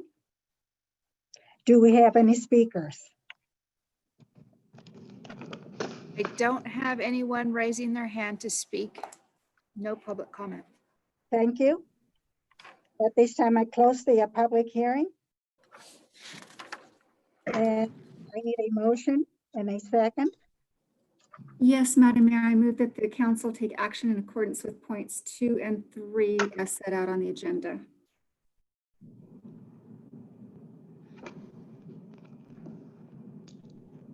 Need a second. I will second this, Jim Cox. I will second that. Thank you.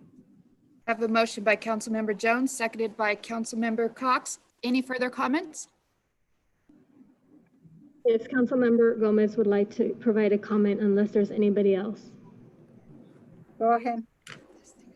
So I would like to add to the record before I state my opinion about today, that once again, people are not able to log back in. I've tried multiple times to log in as a public member, and it does not allow me to because I'm considered an uninvited guest as a public audience member on my private laptop. With that said, I would also like to state that we did not address within the conversation or the inquiry, at least when I inquired, in terms of COVID, the pandemic assistance, the small business centers, how it impacts our homeless situation, a lot of the housing, because I heard that there was more monies from the state being allotted. And I don't know if there was more federal funding, but if this did change, we didn't consider or we didn't talk about COVID, PUA, small business, any type of impact with homelessness. So I'd like to amend and place that into the record. Thank you.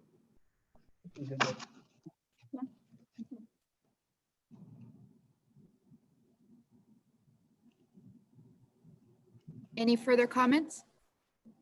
I have a motion made by Councilmember Jones, seconded by Councilmember Cox. Roll call vote. Councilmember Cox? Yes. Councilmember Gomez? Aye. Councilmember Jones? Mayor Pro Tem Ramirez? Yes. Mayor Garcia? Yes. Motion passes unanimously. We move on to item number 5.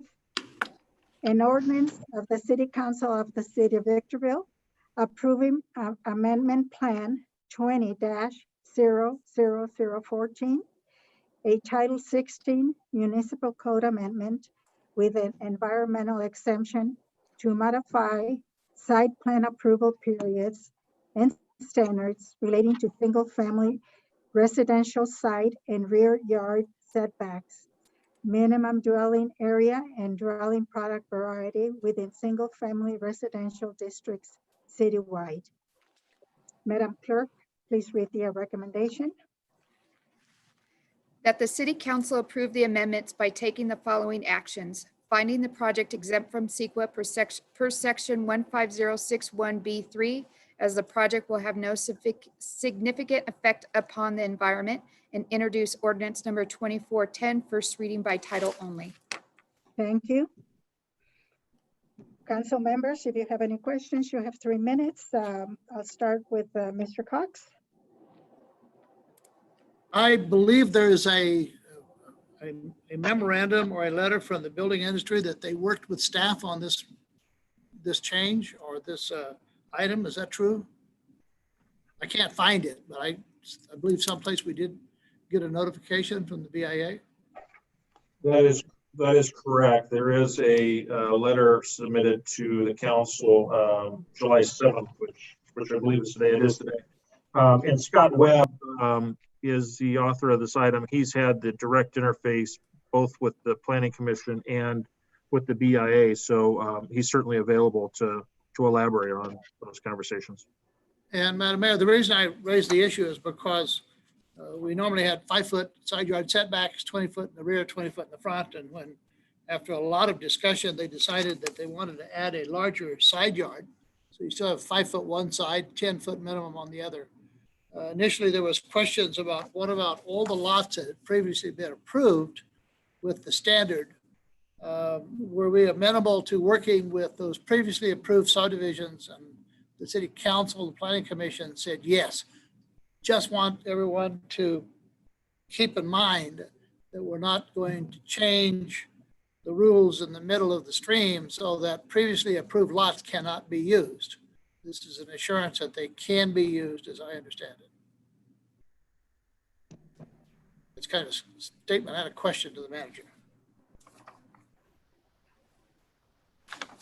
Or the planning guy or whoever's going to try to answer it. I believe that's correct, but yeah, I'd like Scott Webb to confirm that. Well, good evening, Madam Mayor and council members. Yes, the statement of not applying these standards to lots that are already built in place, that is correct. If anything, the proposed code amendments that are before the council today provide more flexibility. So they're not creating more of an impact where or a rigid standard that the developers would have to follow. So if anything, there's some additional flexibility that these development standards offer, but these standards would apply to any new single family home that is built or applied for in the city of Victorville after the ordinance goes into effect. Thank you. Ms. Jones, did you have anything? Nothing at this time. Thank you, Madam Mayor. Ms. Ramirez? Yes, I would like to commend the planning committee for doing the changes because of the fact that SCAG, Southern California Association of Governments, is dealing with the question of the housing and the number of housing that might be committed to every city. And if we don't commit to that or complete that, there is a question of a fee for not having it. So I commend Scott and his committee for looking progressively toward that remediation of providing more houses that are needed. So I thank you. I think it's a good idea of cutting back from 20 to 15 and so forth. I did read all the information and I found it very informative. Thank you. Thank you. Ms. Gomez? Yes, so for the record, I'd like an explanation or the definition of who is the BIA. If they are indeed a lobbying group, why aren't we creating a larger platform for others' opinions that are also either directly affected by these living spaces, not just to fiscally adjust to a building industry? Madam Mayor and members of the council, I would answer that by first saying that the BIA is the Building Industry Association. They're an industry group representing home builders and developers. And then I would speak to the larger forum as the actual planning commission hearings themselves. This is a process that to get to this point, they've actually had to go through the planning commission. That's a public body. It's a public meeting. There's a public agenda. Property owners are identified and notified. So it's something that we actually have done to where we've actually reached out not just to the BIA in this particular case, but also we've notified the public properly that this type of discussion was going to occur before it comes to you for consideration. As a follow-up question, how many of the planning commissioners in the city of Victorville are either developers or home builders?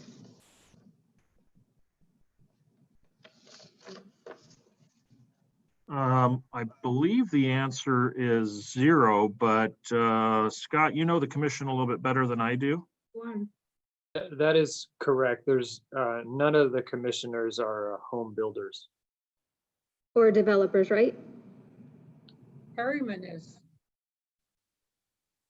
Some of the some of the commissioners work in the construction industry Exactly. or real estate industry.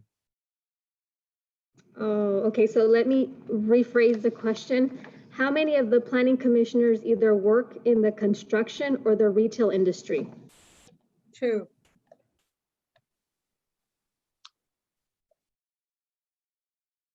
Did you say retail industry? I was trying to follow up what Real Scott estate, Webb had real estate. said. You're saying Real estate? Yes, thank you so much. It's my understanding that there's 3. Harriman, Kurt, I think starts with a K, and then the other gentleman has been the chair off and on. So I know there's 3, but I wanted for the record to make sure that you were telling us what was happening. Not that there's anything suspicious, just want to make sure that we know the background of who's voting for what. Would you like to continue answering? Because I don't think I received an answer.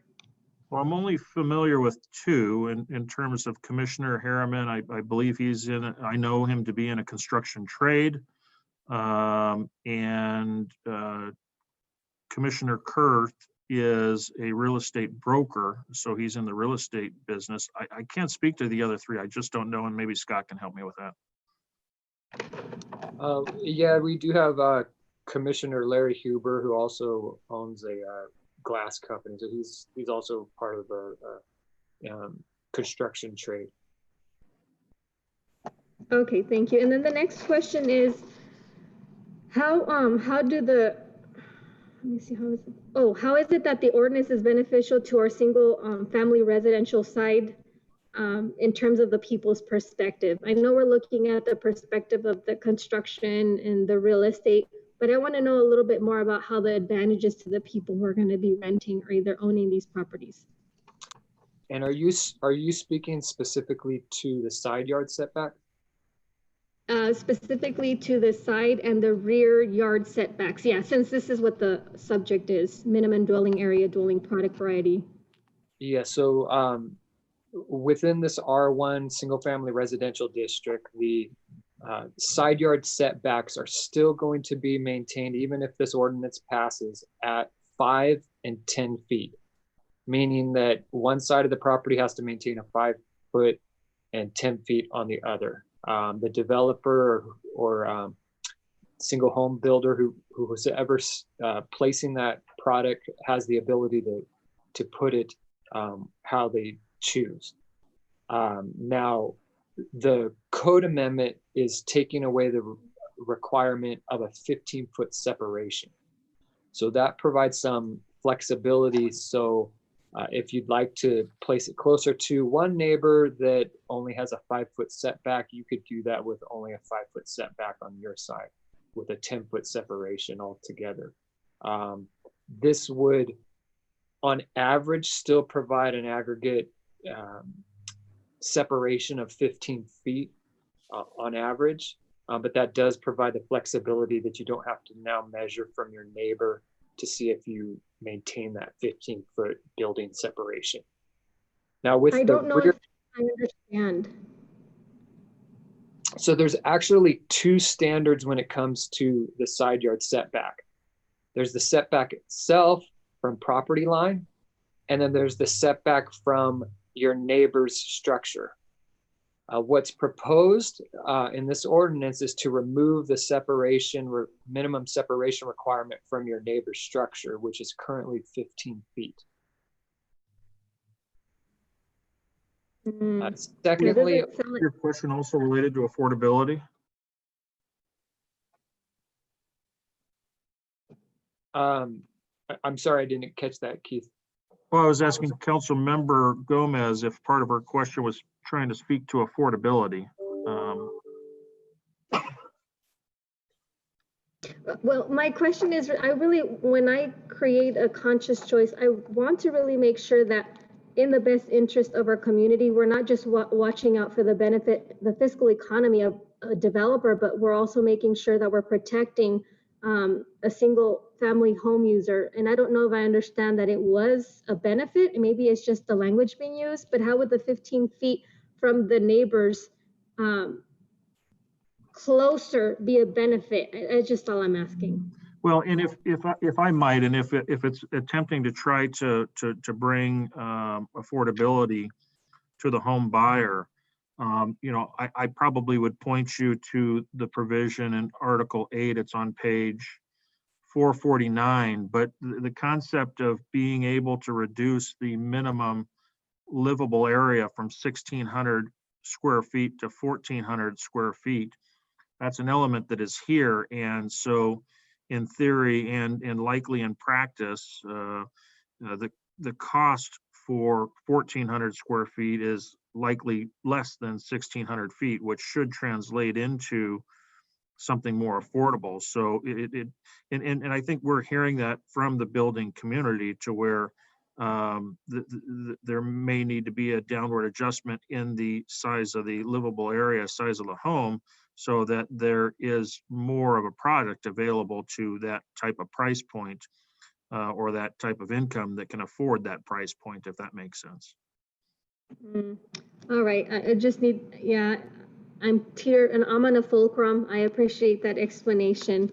I wish there were more time to ask about this, but I'm hoping that we are definitely watching out for the public's interest in something of this nature with permitting. And the spacing is going not just to benefit the builder, but is going to benefit the builder watching out for the product of what we're producing for our community at the end. Thank you.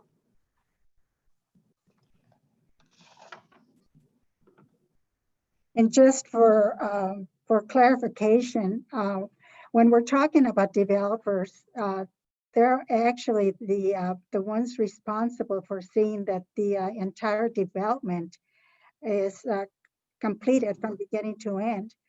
We do have other subs that work for the developers, and they work in other different trades, but that does not make them developers. I hope that's that kind of clarification.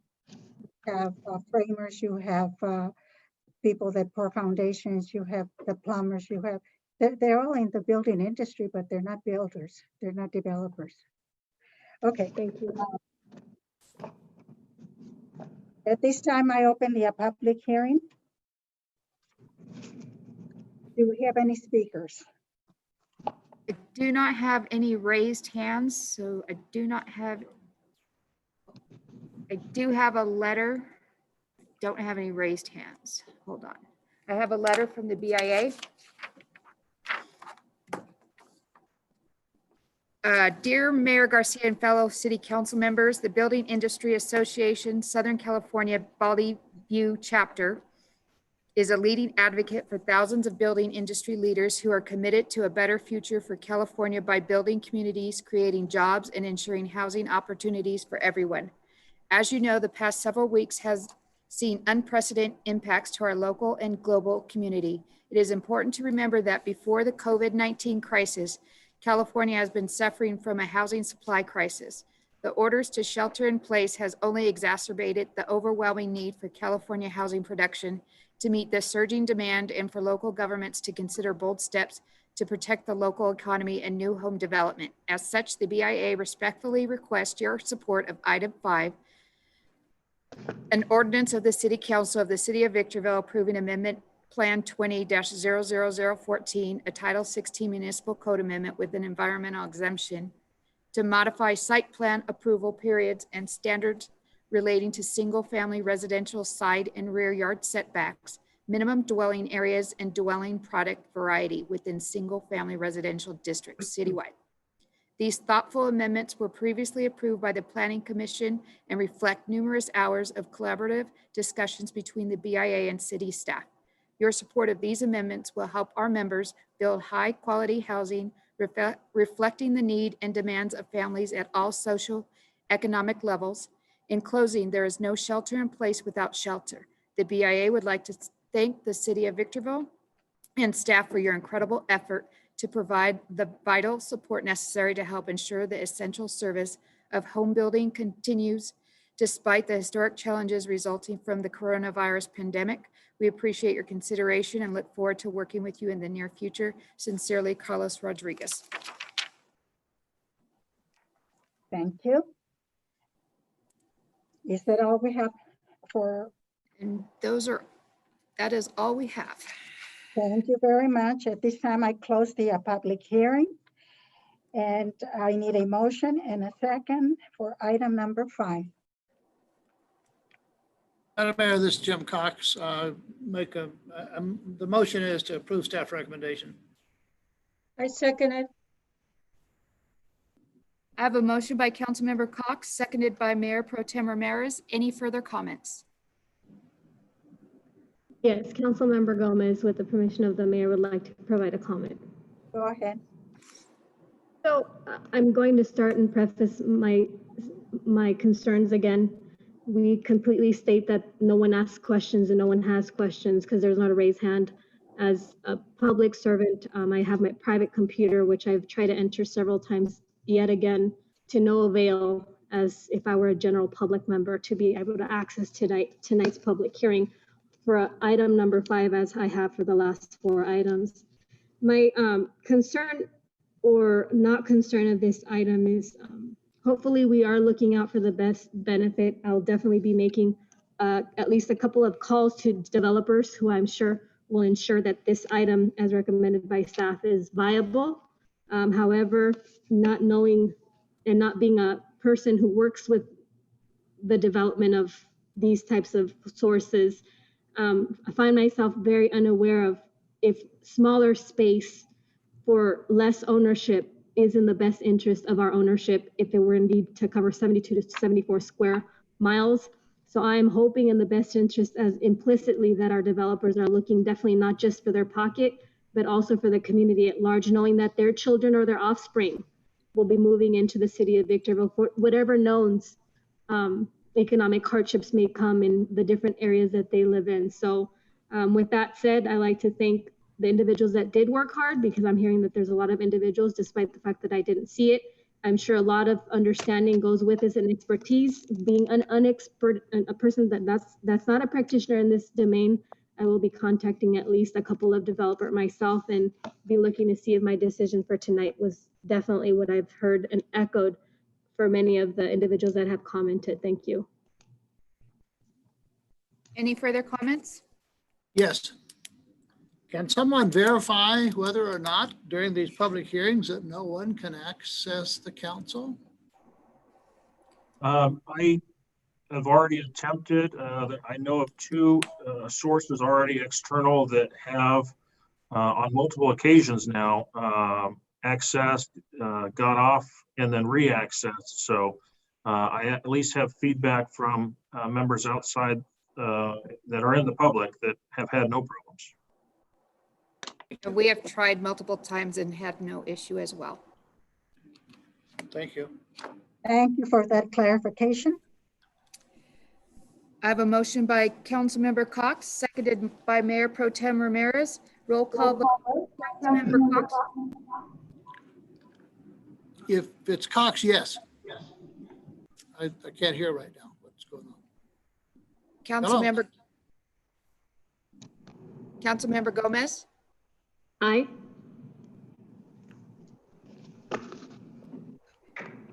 Councilmember Jones. Aye. Mayor Pro Tem Ramirez. Aye. Mayor Garcia. Yes. Motion passes unanimously to introduce ordinance number 2410, first reading by title only, waive further reading. Thank you. And now I will be moving on to item number 6. Mayor, sorry to interrupt, but I'm going to take about a 3 or 4 minute break. I don't mean to interfere, but I don't want to just walk away without an explanation unless you'd like to take a couple of minute break. Let's take a 10-minute break. It's 10 minutes? 8:02. It's 8:02. Let's take a 10-minute break. Thank you very much.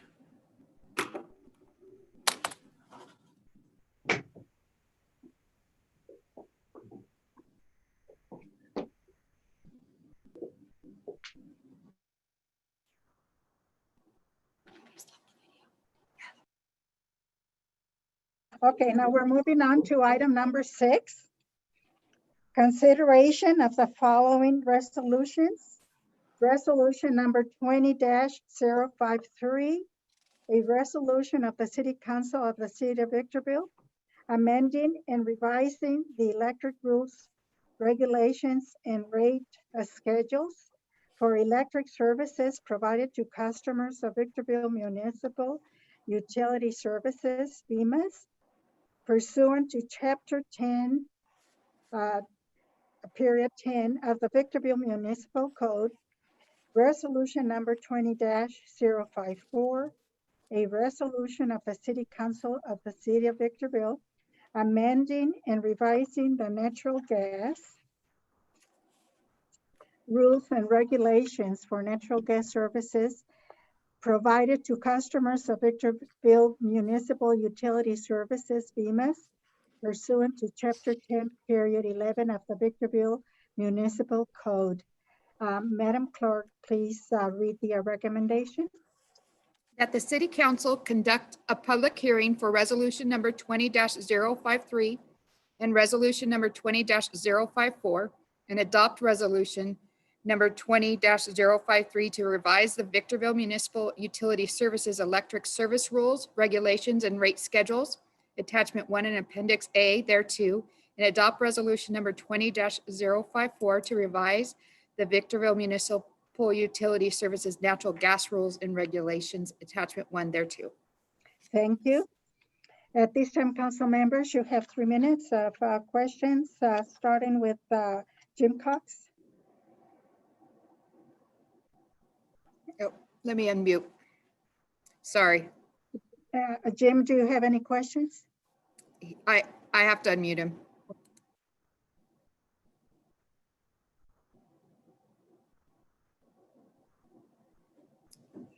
He needs to press that button. Jim, hold on. Someone's going to you. Why? Oh, there you are. Okay. No need. Jim, do you have any questions? Yes, I do. Go ahead. When we talked about the services at the base, there was a council member that indicated that some individuals were receiving services and some were not, and they were unhappy about that. I can't remember if it was electric or gas, but I asked staff to clarify at the time if we had any customers at the base who needed that service that was getting it privately and not from the city system, and I haven't heard back. I just wondered if that issue had been resolved. Madam Mayor and members of the council, we have customers out at the airport that are served by VEMUS, both on the natural gas side and on the electric side, that are served by independent party. In the case of electricity, there are some customers that are on the old George Air Force Base 4 kV system, and they get served directly by SoCal Edison. There are also, correct me, Brenda, I don't believe we have any separate Southwest Gas customers out there, so maybe it's just electric. If there have been customers that have expressed complaint on the electric side, we are very much aware of issues, and they're a part of our rate planning and our capital planning, and we believe will get resolved as a part of building what we're seeing as our biggest capital improvement project, which is a substation upgrade. Currently, we're served with a 33 kV substation, and we have seen, because we're on what's considered a radial type feed to the airport, we have seen some very minor voltage irregularities. Mostly industries attached to it don't see any issues, but there are a couple customers that have expressed that they've got very sensitive equipment and do, for protection purposes, shut off because they may see some of these small voltage irregularities. That's an item that we're actually working towards fixing. And in fact, this council in recent meetings has approved a service study to be done where we actually have Southern California Edison actually deciding what is the best way to serve us long term to help solve some of these voltage issues that we do hear complaint about. And this item before you tonight helps us establish a rate plan that does keep up with the cost of service, but also has the ability to generate revenue to support the upgrades necessary in the future. So hopefully that answers. I'd like to refer you to page 515. Back down in the middle of the page, it says that with the overall 7.2% rate increase requested, the system average rate for VMOOS retail customer is still 5.3% lower than the comparable tariff schedule for Southern California Edison. I have been told that the PUC guarantees both gas and electric a 10% return on the investment. Now, on the basis that they have borrowed money, i.e. stockholders, but we borrowed money too, i.e. taxpayers and ratepayers. And so why wouldn't we maintain that 10%? If they're allowed the 10% return, why would we settle for 5.3? We have to make investments. We have speak to the 10% return. Maybe that's something Brenda can speak to if she knows the guarantee or the suggested guarantee that PUC has for rate plans of utilities such as Edison. But I will tell you that the same effect we do have included in our modeling of cash, to where we do make sure we have sufficient coverage to basically repay the debt that the electric utility has incurred. We not only have the current debt, but we have future capital. And I am concerned that it's a lot of work if there's only a 5.3% difference in the rate schedule. That's all. Thank you. Okay. Thank you. Ms. Jones, do you have any questions? I don't, Madam Mayor. Thank you.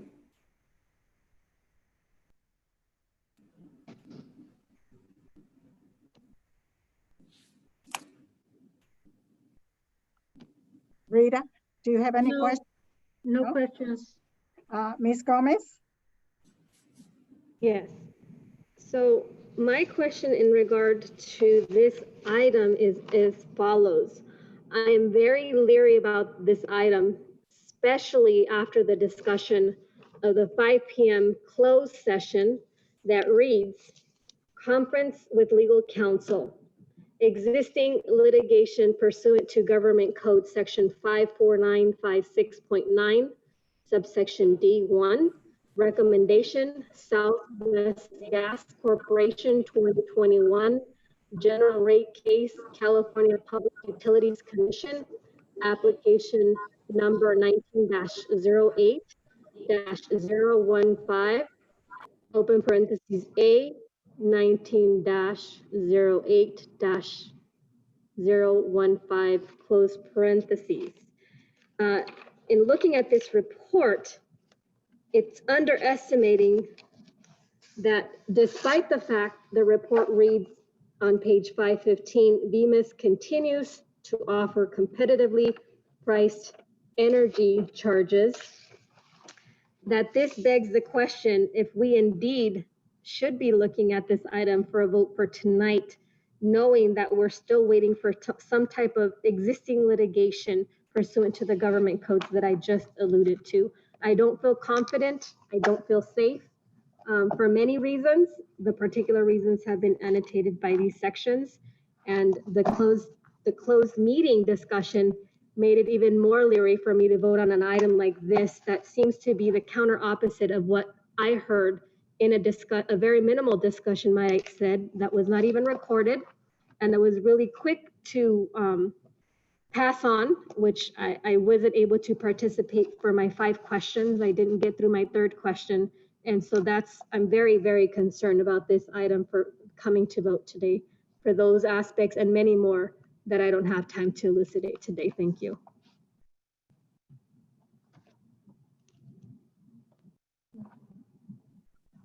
Questions? We move on to, I open the public hearing. Do we have any speakers? No, Madam Mayor, no speakers. Thank you. I close the public hearing. And at this time, I do request a motion and a second on item number 6.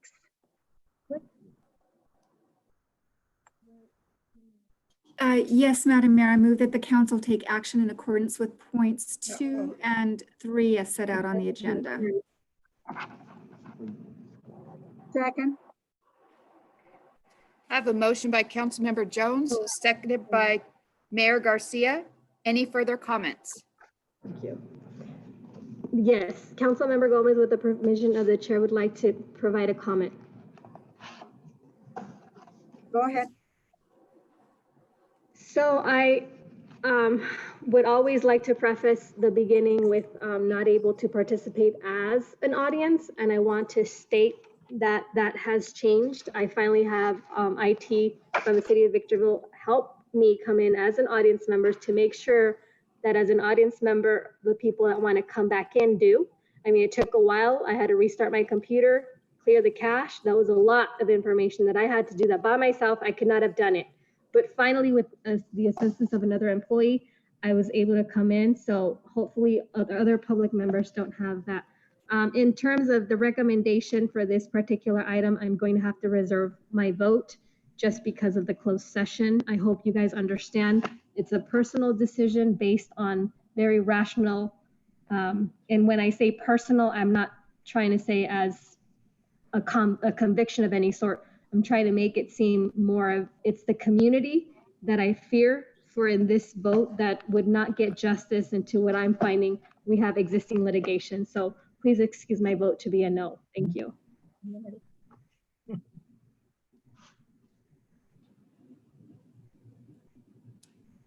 Any further comments? So I have a motion by Councilmember Jones, seconded by Mayor Garcia. Roll call vote, Councilmember Cox? Yes. Councilmember Gomez? Nay. Councilmember Jones? Aye. Mayor Pro Tem Ramirez? Yes. Mayor Garcia? Yes. Motion carries with Councilmember Gomez voting no. Now we move on to item number 7. Approval of resolution number 20-057, authorizing the application for permanent local housing allocation funding. Let me rephrase it. The application for the permanent local housing allocation funding, the associated budget amendment for fiscal year 2020-2021, and other related actions. Madam Clerk, please read the recommendation.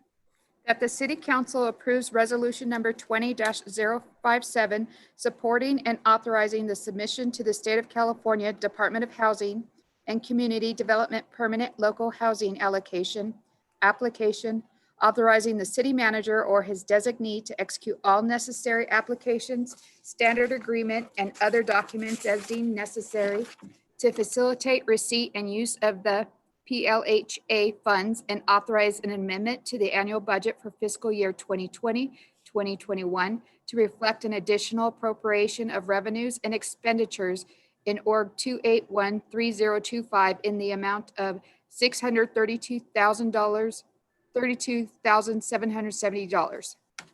Thank you. Council members, 3 minutes of questions, starting with Mr. Cox.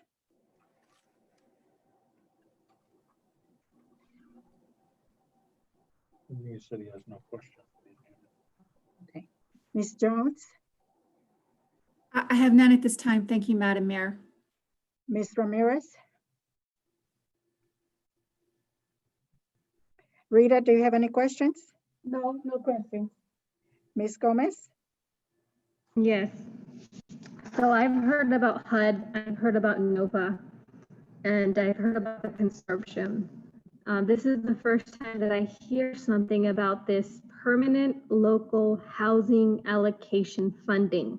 I don't know if it's new and it's related to COVID or the public crisis that we have consistently going on up to date now as I speak. But my question is this PLHA is a subsidiary of the consortium that Victorville has with Apple Valley, or is it related in any form?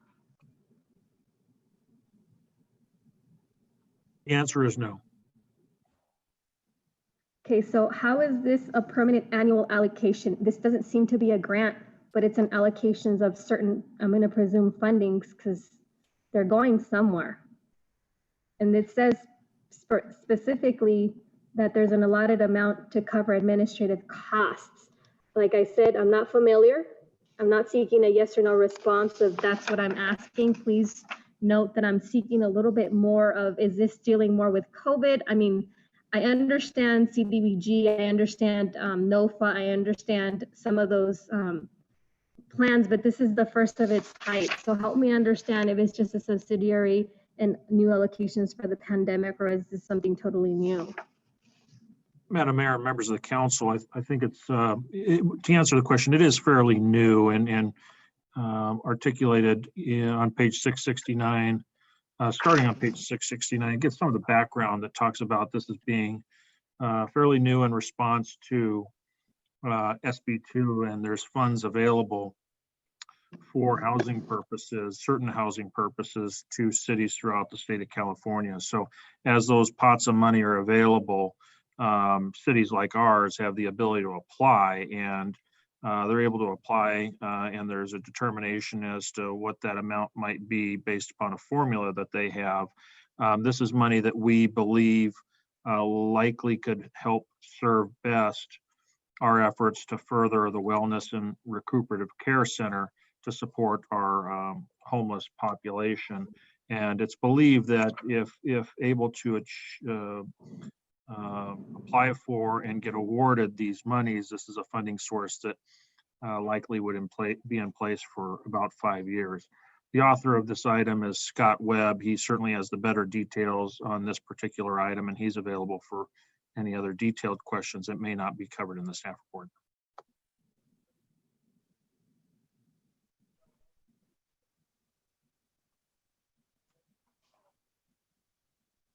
Waiting.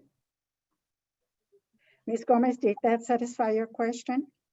I was expecting with that prompt to have Mr. Scott Webb respond, but I guess it was my misinterpretation. The other question that I have is, so if this is affordable housing funds that are connected to SB2, and they're coming from this funding source, I want to understand, I know we're compiling or bridging it over with the strategic plan, which means helping housing affordability in terms directly to homeless solution strategies.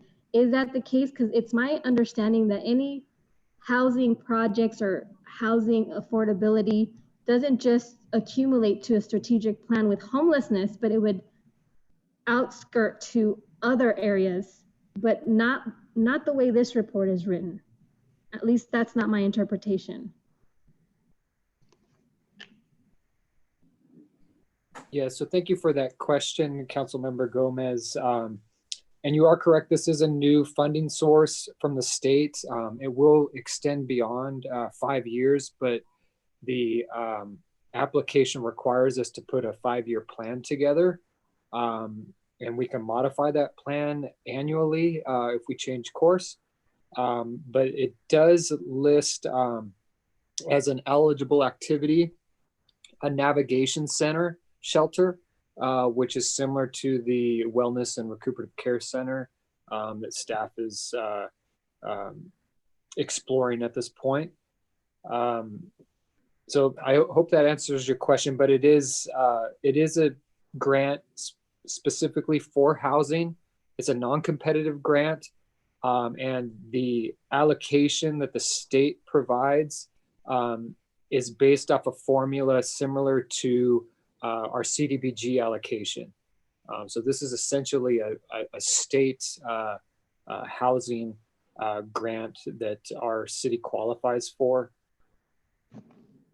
Okay, and then thank you for that response. The other thing is, since for the 5-year program, which is a strategic plan that I'm looking at, I wanted to understand what other possible funding projects, for instance, can these be eligible? Say after the 5-year, we needed to come up with other sources and we already know what they are. I don't know if any other council member knows what they are.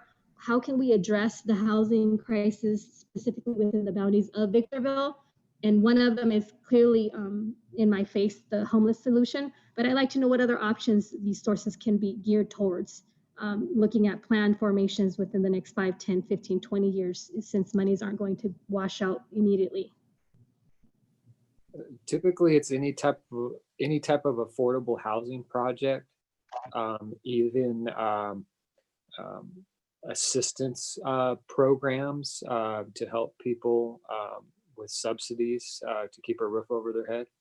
So that's, in a nutshell, kind of what this grant is for. It's geared specifically towards housing and also housing of the homeless. Okay, so then one of them would be rehab. Your time is up. Right? At this time, I open the public hearing. Do we have any speakers? We do not have any speakers. I close the public hearing. And I need a motion and a second for item 7.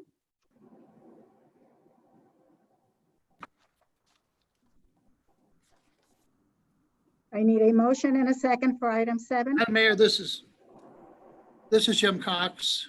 I was trying to see if I was still muted. I'm sorry. Approve resolution number 20-057. Second, Madam Mayor. I have a motion by Councilmember Cox, seconded by Councilmember Jones. Any further comments?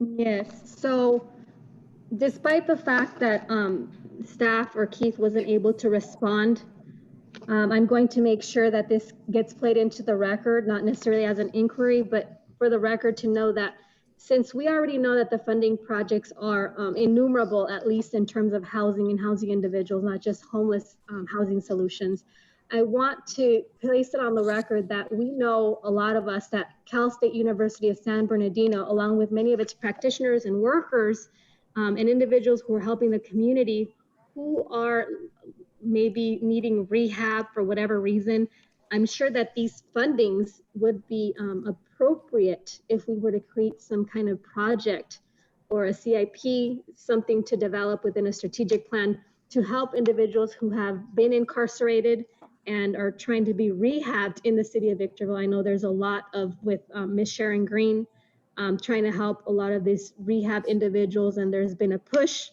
from the city of Victorville. And so I want to place it on the record that I think the city of Victorville, with these types of housing efforts, would be amenable to creating a strategic plan in the near future, whether it be with a new council or a council that's more considerate to individuals who have fallen within a imprisonment or parolee or types of community services, which could be very distant or very unlikable to many individuals. But rehab is definitely something that we can at least start considering, despite the fact that currently the city of Victorville does not like rehabs or anything of that nature.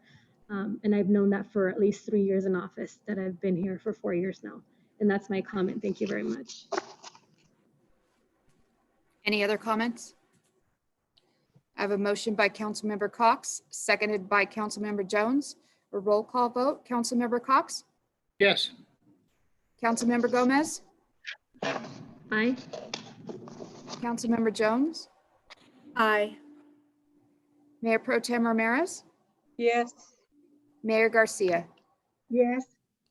Motion passes unanimously.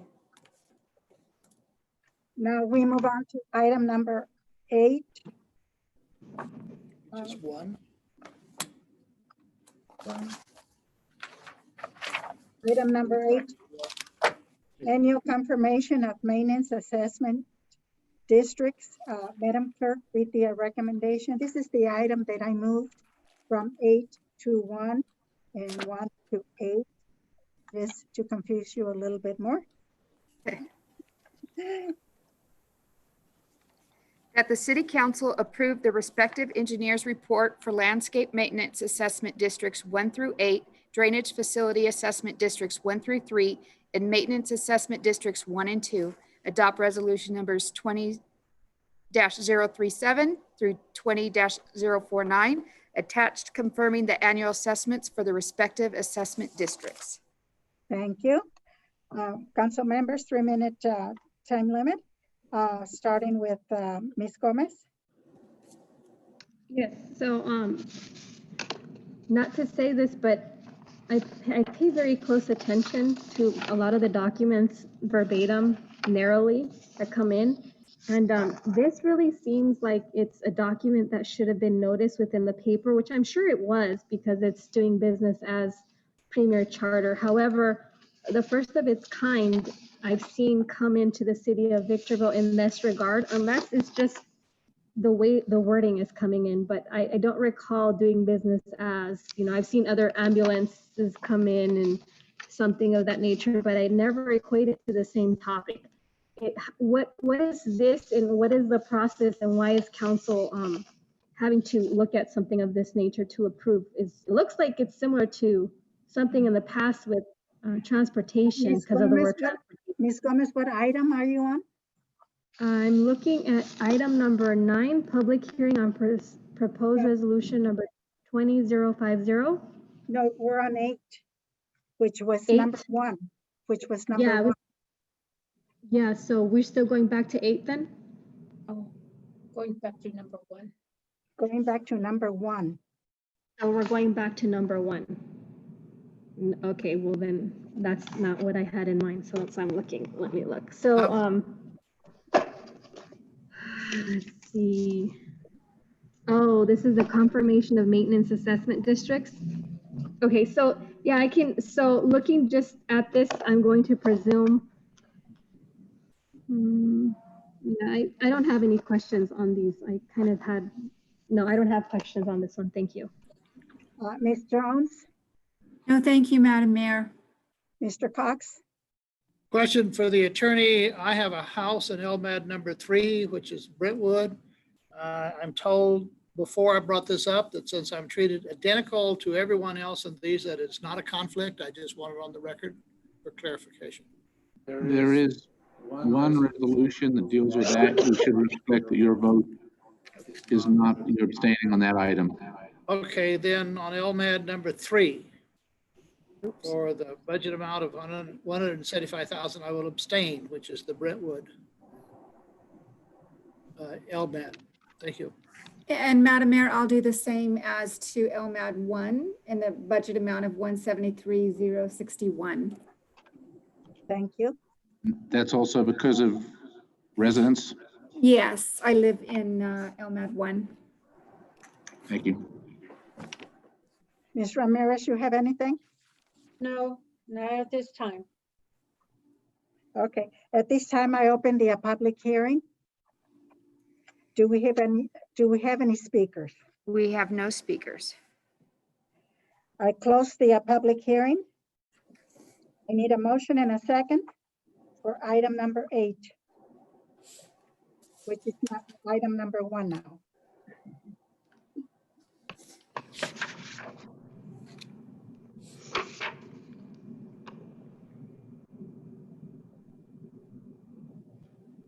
Well, I would make the motion, if I can, as a part of the motion, sort of clarify that I would abstain from LMAD number 3, but then that would leave LMAD number 3 without a motion. So I think somebody else should make the motion. Is that correct, Mr. Attorney? That would be the easiest way to do it, would be to have somebody else make the motion and the vote would reflect that you are not voting on LMAD number 3. Rita, you want to make the motion or I can make? I'll make a motion on that 3. I second it. So I have a motion made by Mayor Pro Tem Ramirez, Yes. seconded by Mayor Garcia. And Any with further the comments? Yes. With the understanding Yes. that Cox will abstain on LMAD 3. And Councilmember Jones. Except I understood the motion to just put forward approval for LMAD 3, so I'm not sure unless I misheard the Mayor Pro Tem. So I thought we were looking to get a motion from someone other than Member Cox and I that would include LMAD districts 1 through 8, and then Councilmember Cox and I could then legitimately abstain on those areas that we live in. Is that your motion, Mayor Pro Tem Ramirez? Yes. Thank you. So the motion was for Mayor Pro Tem Ramirez for districts 1 through 8 with the understanding that Councilmember Jones will abstain from LMAD 1 and Councilmember Cook will abstain from LMAD 3. I'll take a roll call vote. Councilmember Cox? Yes. Councilmember Gomez? Yes. Councilmember Jones? Aye. Mayor Pro Tem Ramirez?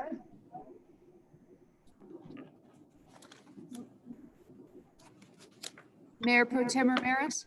Yes. Mayor Garcia? Yes.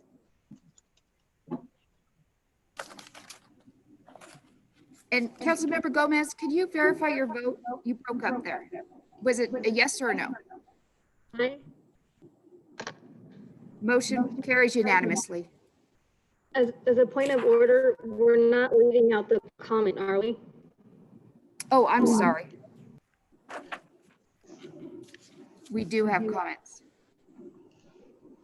So with the chair's permission, I'd like to make a comment on this item. Go ahead.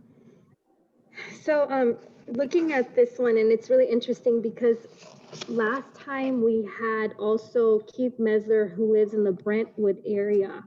And for the record, he himself, I don't know if he recused himself or made it for the statement for the general public to know, but that statement wasn't made today. So I want to make sure that the public understands that our city manager, though he's not a voting member, he also lives in an area because when we reappropriate monies, it's important for the community to know who lives in these items. And the next thing is, how does one know, whether you're a council member or a staff member, that you live within this area so that you need to restrict yourself? Is there a policy or process where the attorney says, well, these council members, I'm letting you know you guys live in this area, you've already tailored it, so make sure that you always recuse yourself. I need to understand that because I wouldn't know, for instance. And so this is for the public consumption and for the record to state it as well. Typically, if you are in an LMAD, you will receive notice of the LMAD assessments either as part of your title report or on your property tax statements every year. But wouldn't these also affect individuals, not just that are property owners? You can have individuals living in that are renting that space and probably not even know it. If you're a renter, it probably is not going to affect you. You're not going to be paying the OMAD fees. The property owner will be paying those. Oh, okay. So then that brings a new question. So as a council member, if I'm renting, let's say I'm renting in LMAD 3, I wouldn't have to recuse myself, or would I? I'm just asking, not that I do. I don't understand. You probably will not have to recuse yourself since you are not paying the OMAD fees. Got it. Thank you for that clarification. No further comments.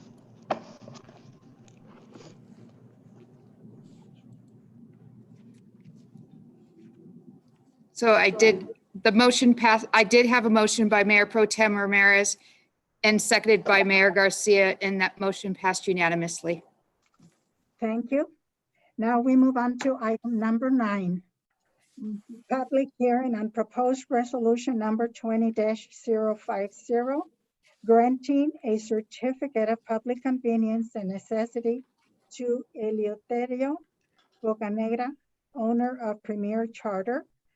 The recommendation is that the City Council adopt resolution number 20-050 at the close of the public hearing. Council members, you will have 3 minutes of questions. I'll start with Ms. Gomez. Yes, so here, I think it's the same as something else I've seen. What do we call these?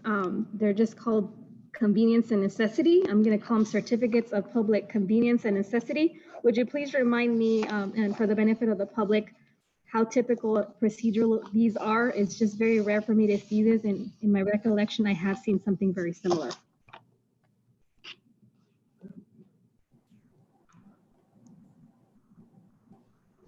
Yes, Madam Mayor and members of the council, we see these not too often, but on occasion we do see them, and particularly it's defined in your code where you have vehicles for hire, and for all vehicles for hire that want to operate in Victorville, they have to get what's called a certificate of public convenience. So there's an application process that they go through with the city, and there's certain things that we look at to ensure eligibility. But your code is what dictates this coming to the council to allow businesses to operate using your public rights of way where they're actually making money.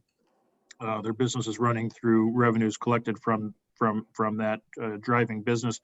In this particular case, I believe we're dealing with commercial bus transport, but it's not uncommon to see these with non-medical transport type vans.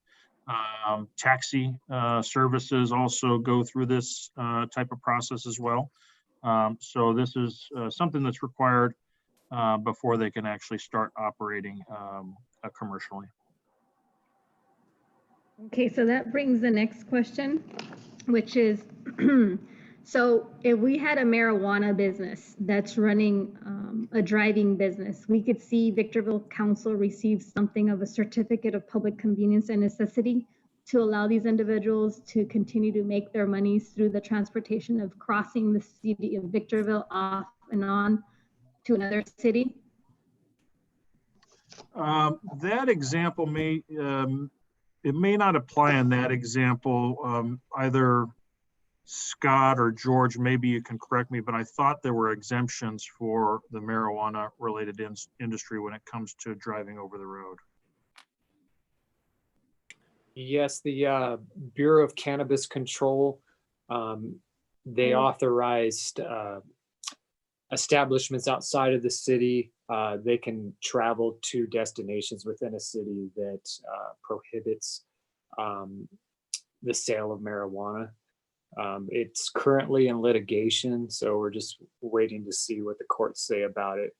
But currently the Bureau of Cannabis Control allows that to occur without any of these type of actions by our city.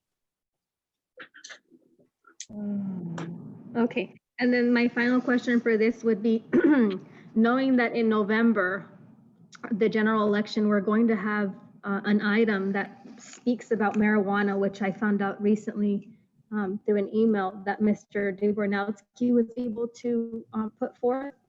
Will we be, if that measure of marijuana passes, see something of this level, or it wouldn't affect it because it's already functioning as the way it is? Good question. I don't believe it will have any impact on this issue, assuming that item does end up on the ballot. I'm sorry, what did you say? There's no impact?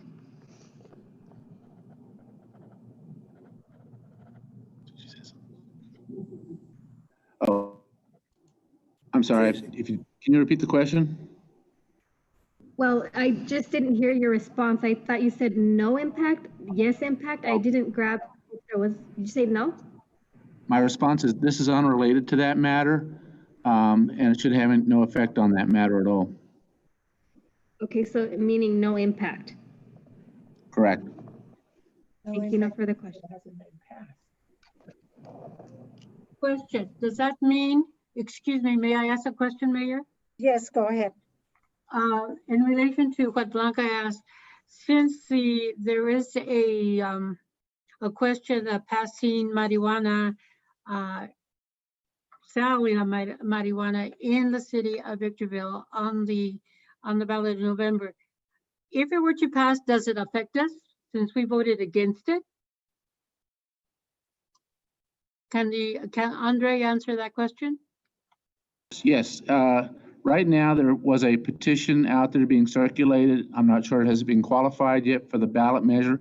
If it doesn't make the ballot measure, it would impact us. We would be subject to that ballot measure.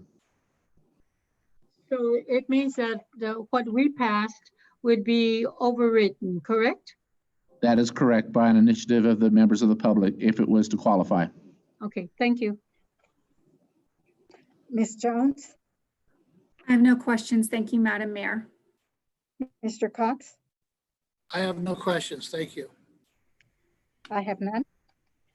At this time, I open the public hearing. Do we have any speakers?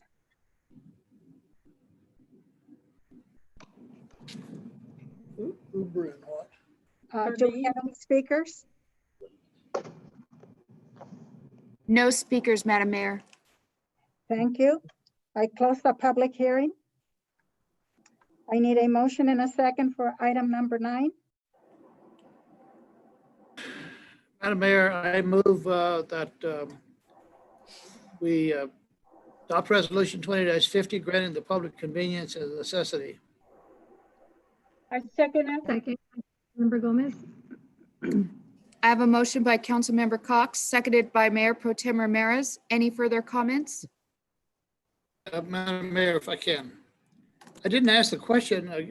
I'm assuming that when we talked about this would apply, I was thinking it would only, questions and answered was only apply to this particular request. But would that be a similar request for Lyft and Uber? Do they have to have a certificate of convenience necessity, or is this governed by state law?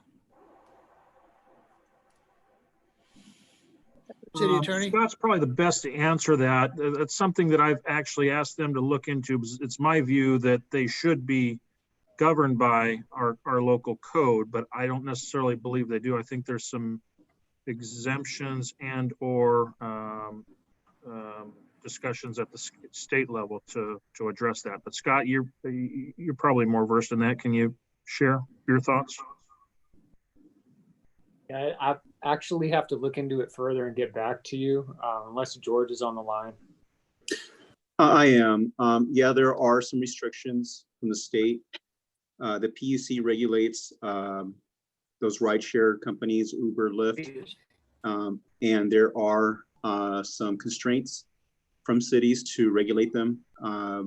There's an ongoing effort to try to regulate them and license them. That's clearly a conflict in many cities, including this one. Thank you. Any further comments? I have a motion by Councilmember Cox, seconded by Mayor Pro Tem Ramirez. Take a roll call vote. Councilmember Cox? Yes. Councilmember Gomez? Aye. Councilmember Jones? Aye. Mayor Pro Tem Ramirez? Yes. Mayor Garcia? Yes. Motion passes unanimously. Now we move on to item number 10. Annual assessment for unpaid rubbish collection, sewer use fees, storm drain fees, hazardous waste fees, and Assembly Bill 939 recycling fees. Resolution number 20-025. Madam Clerk, read the recommendation. That the City Council adopt resolution number 20-025, confirming the annual assessments for unpaid rubbish collection fees, sewer use fees, storm drain fees, hazardous waste fees, and Assembly Bill 939 recycling fees at the close of the public hearing. Thank you. Council members, questions, 3 minutes, starting with Ms. Gomez.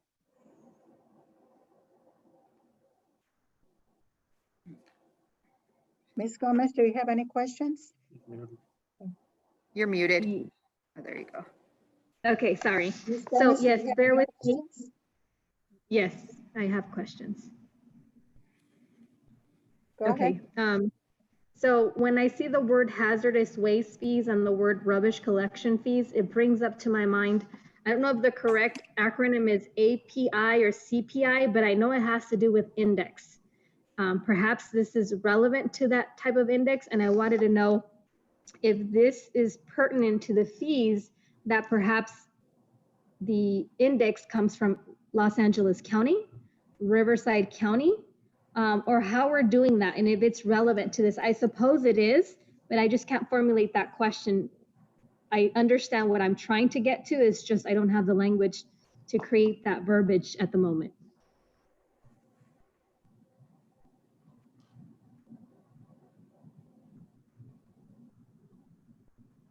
I believe Councilmember Gomez is speaking to CPI, which is typically referred to as a consumer price index. And if we use one, we try to use the one that's closest to us, which would be San Bernardino, Riverside, and Ontario, that MSA. John Mendiola is the author of this item. Perhaps he can speak more specifically to whether or not that was used in this particular item. Okay.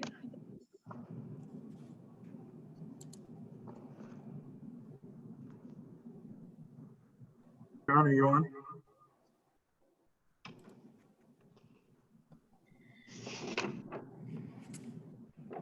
He's logged on. There he goes.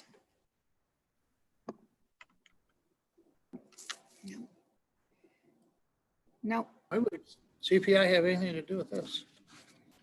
Yeah, I was scanning through it and I didn't see it anywhere in the resolution, but that's certainly something I can follow up with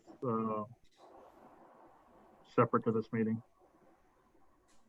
Yeah, as I'm looking at it, yeah, this is just for those that haven't paid. This is just creating the assessment against property. I don't believe CPI has anything to do with this. Exactly. Even in the most remote of areas, I feel like it's almost like saying, let me see a bad analogy, kind of like saying, well, what does a driver have to do with the formation of the structure of a vehicle? When, in my opinion, it's the driver is going to drive the comfortability and pay the economic value of driving a vehicle that the driver didn't make, but it's made for them. So when I looked at the index, I was thinking, well, you know, these fees are all garnered by a certain schedule of fees or perhaps an index. And depending on where we're at, they kind of play in. And at the end, yes, they get enlisted in these long lists of people who haven't paid anything. And so that was the far-fetched way of me understanding how this all intercorrelates by understanding that index and how we approach it. And then obviously we have people who haven't paid or don't know they have to pay, and they get liens on their properties and so forth. So that's the far-fetched understanding that I wanted to bring closer. What item? Item 10. Ms. Jones, did you have anything? No questions. Thank you, Madam Mayor. Rita, do you have any questions? The only question that I have is, this is a list of people that have unpaid bills, and I'm certain that we have a process by which they've been notified. And once this has been recorded as being given to the city council, what is the next step in regards to them being able to be held accountable? Is this a question of a lien against their property? Is there a penalty for not having it paid? What is the outcome or result of this? Yes,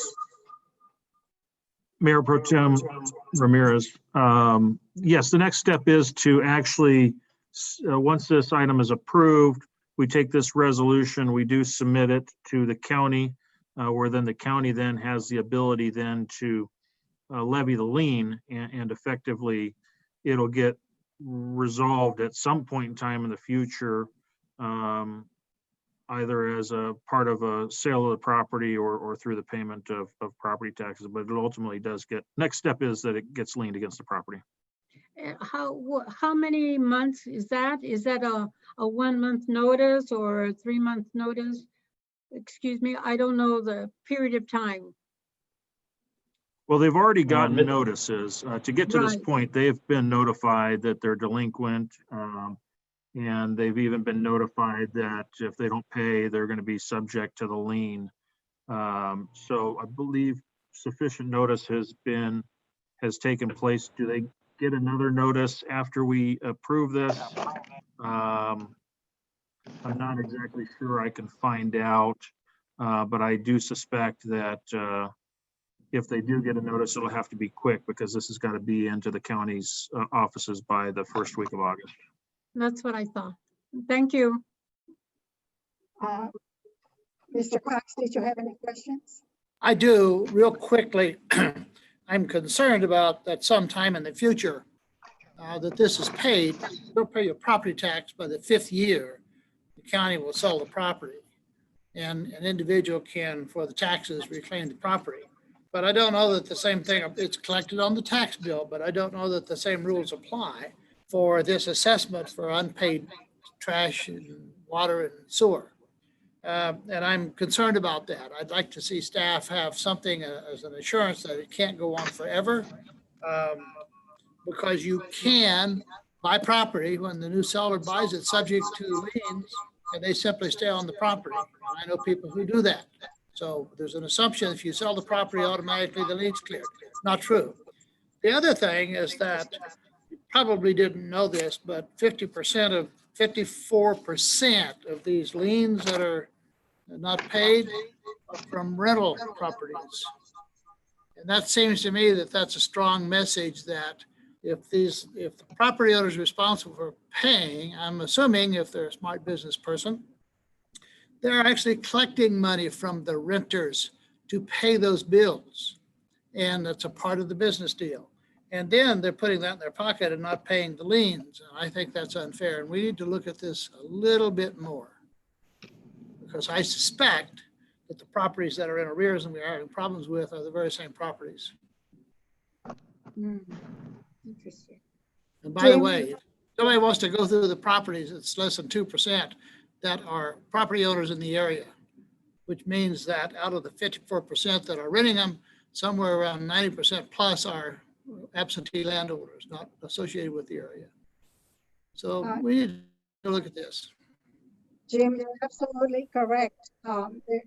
There are a lot of tenants out there that are paying rent, and the utilities are included in the rent. And they believe that they're paying for all the utilities that they're responsible for. However, same thing, you know, the landlord does not pay the utilities, and sooner or later they get the notices of a shut off and the problem begins. That is correct. Okay.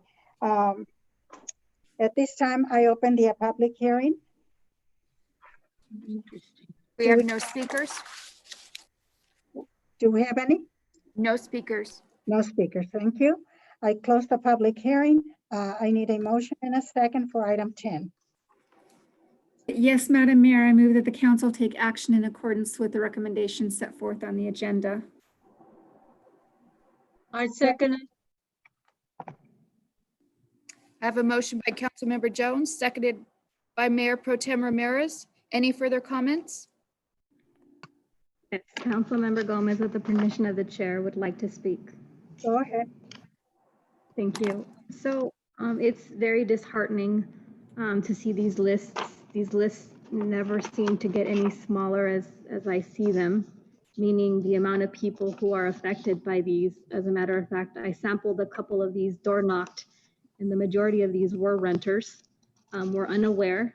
As little as $15 were placed on a lien, which it behooves me how someone getting a notice of $15 would get a lien and really put in jeopardy their home or their property. But there are a lot of renters. And so I don't know if the city of Victorville has reflected on this matter in terms of looking into revisiting perhaps how to address the potentiality of weakening this list. I think the city is very good as bringing these to the council, but are we getting just as good to create more mechanisms so that these liens are minimized, not just to send something to the property owner knowing that a lot of the renters are not looking at this, and it's really harming our community. And I think the city of Victorville can definitely do better. We strive, I think, as a community, although we don't have a mission statement yet, but I'm sure it's to become better and make the betterment of our community much better than it already is. And that's a way to look at something of this nature. So hopefully these remarks don't just go by the wayside or in one ear out the other. I'm sure a lot of individuals that are listening have this in their heart and they would like to minimize and help our community, because $15, $12 to be put as a lien and, you know, a property, we don't know if we're affecting someone who's going to potentially live homeless because they didn't get this, or they're illiterate, or they don't read, or their mail gets lost, or their mail got stolen and they had a bad year, you know. And so that's my comment. Thank you very much.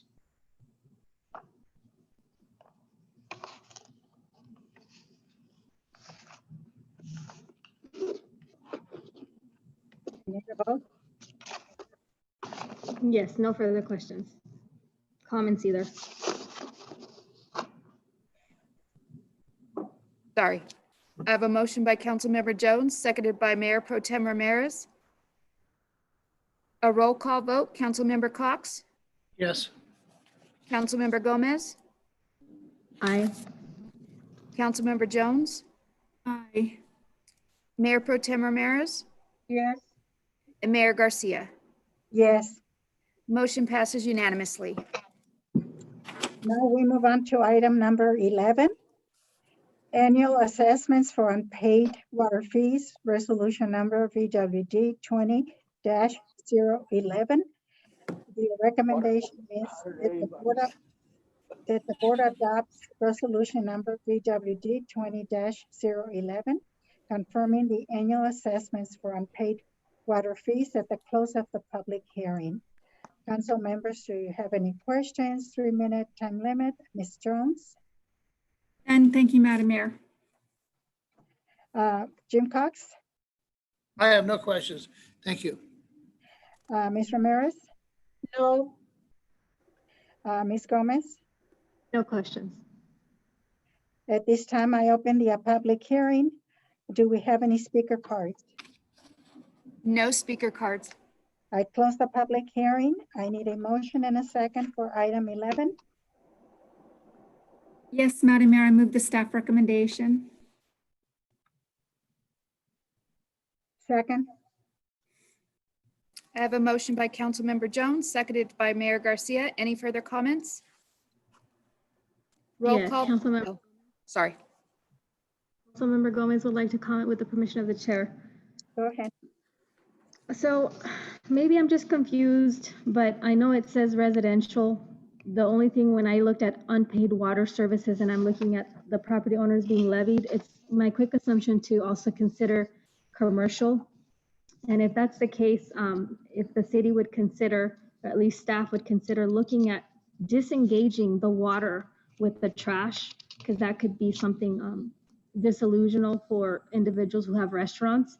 But I'm going to say that perhaps is my lack of understanding that they're not in this case with this item combined. However, it's my notion and my understanding that if they are, I needed to make this as a public interference for my community. Thank you.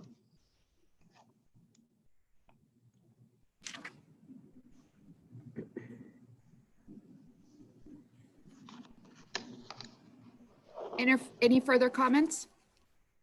I have a motion by Councilmember Jones, seconded by Mayor Garcia. Roll call vote. Councilmember Cox, Yes.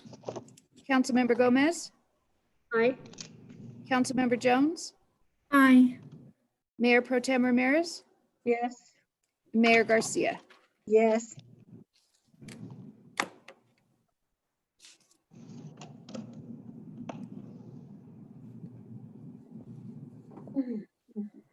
Motion passes unanimously. Now we move on to consent calendar. Consent calendar items 12 through 15 can be approved with one motion unless there is an item that needs to be pulled.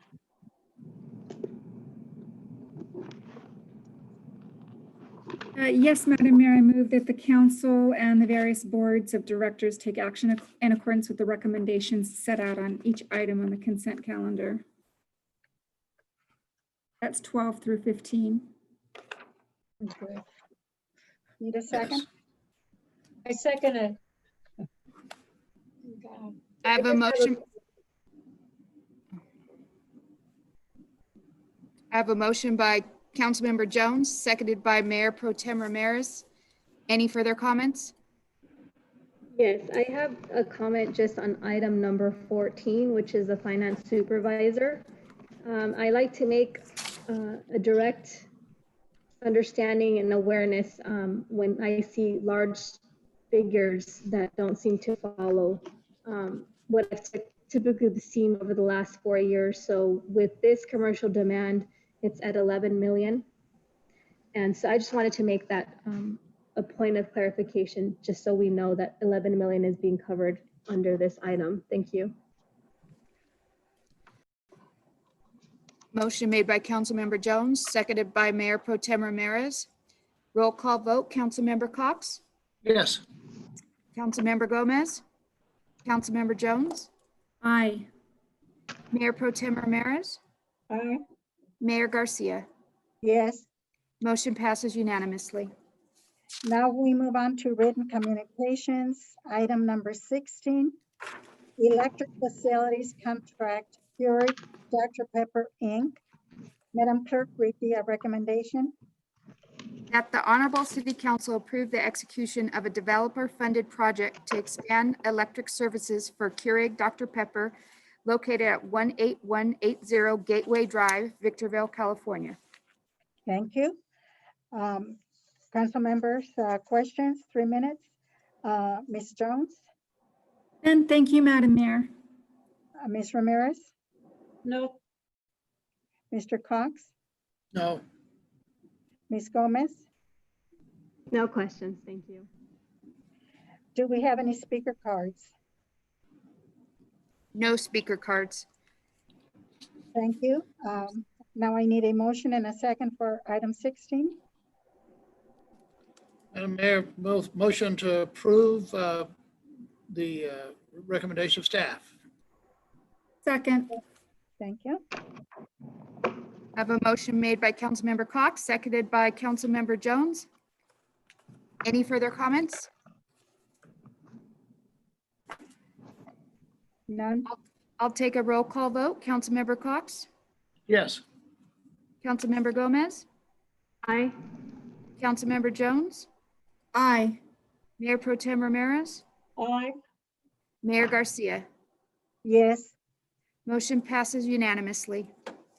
Item number 17, First Amendment to the ground lease agreement by and between Southern California Logistics Airport Authority and HDSI LLC. Madam Clerk, read the recommendation. That the Board of Directors approve the First Amendment to ground lease by and between the Southern California Logistics Airport Authority and HDSI and authorize the Executive Director's execution thereof. Thank you. Council members, any questions? Start with Ms. Gomez. Yes, I presume that the leasee, let me see, yeah, the leasee was in agreement with the increase of their original ground lease, is that correct? That's correct. Thank you, no further questions. Ms. Jones, And thank you, Madam Mayor. Ms. Ramirez, No. Mr. Cox, No questions, thank you.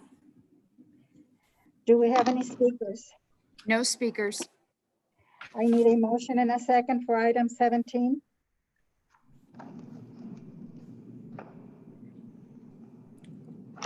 This is Jim Councilmember, go Cox. ahead and- Oh, somebody's making the motion, didn't mean to interrupt.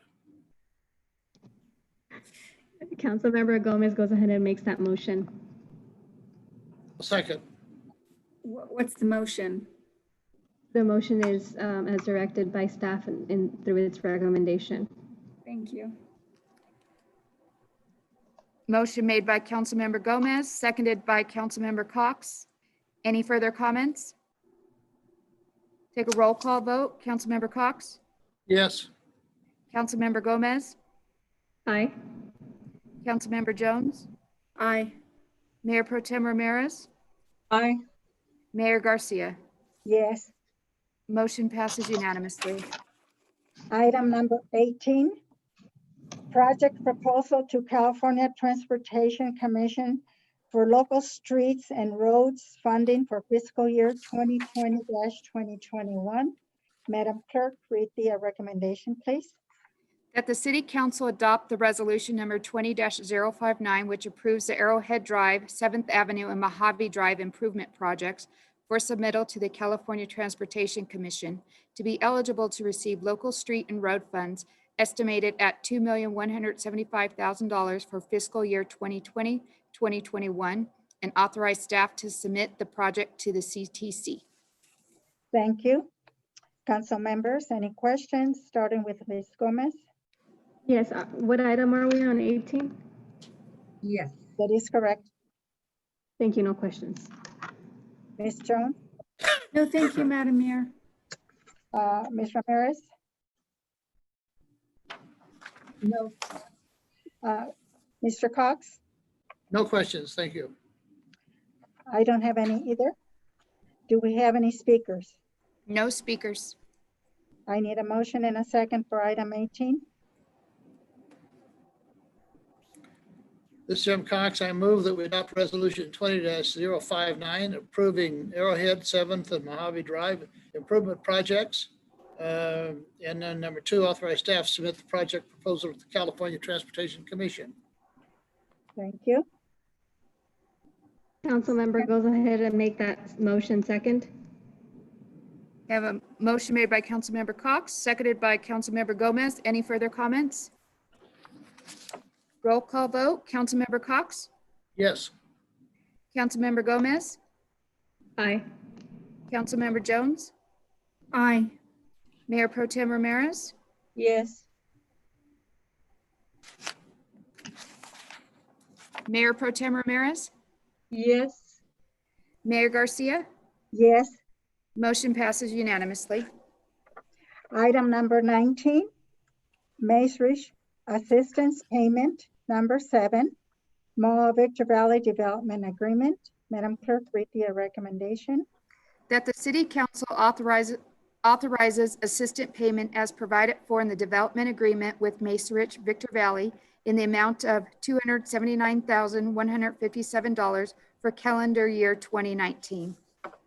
Thank you. Council members, questions, 3 minutes. Ms. Jones? No, thank you, Madam Mayor. Ms. Gomez? Yes, for explanation of this term, I think it's 27 years left. I believe it was 28 last time. So would you please give me a time estimate of how long this contract is as of, despite today's approval, since we haven't approved it?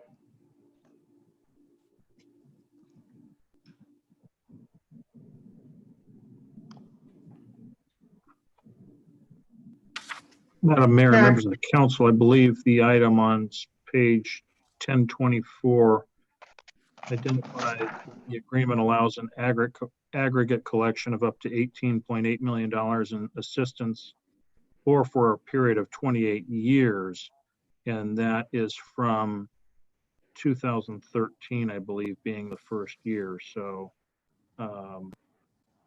seeing that about 6 years have elapsed.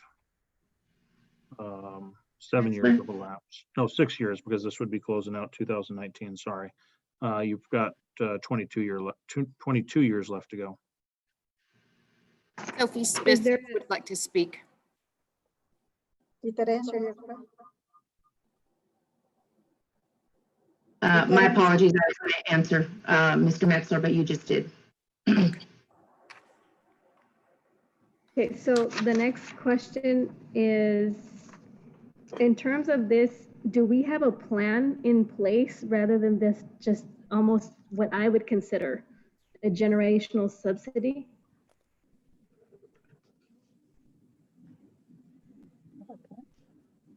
The plan in place would be this document itself. We have an agreement that actually establishes a sharing arrangement with the owner of the mall. And that sharing arrangement basically establishes that for the first $1 million in sales tax, the city collects the first $1 million, and everything after that $1 million, then Macerich, the owner of the mall, earns resultant from having redeveloped the mall back in 2013. So that's the plan. And in terms of subsidy, I'm not exactly sure I see it that way. It was more of a sharing arrangement to avoid the then envisioned erosion of sales tax that was projected. The concern back when we first did this transaction was absent an infusion by the property owner to redevelop the site. There was some concern that this mall would decay and turn into an underperforming retail center, to put it bluntly. The other question that I have in regards to this, since it doesn't seem to have an annual plan, but just this document of assistance, does the city of Victorville plan on doing a cost analysis benefit, or anything that would guide a minimized contract? This seems superbly too much of a waste taxpayer dollars for something like this to continue. I would say the cost benefit analysis was done way back in 2012 when we first contemplated this agreement. So no, there's no further analysis expected to be done. Our role now is just to administer the contract that was entered into. Okay, thank you. No further questions. Mr. Cox, you have any questions? I have no questions. Ms. Ramirez? No, no questions. Do we have any speaker cards? No speakers. Okay. At this time, I request a motion and a second for item 19.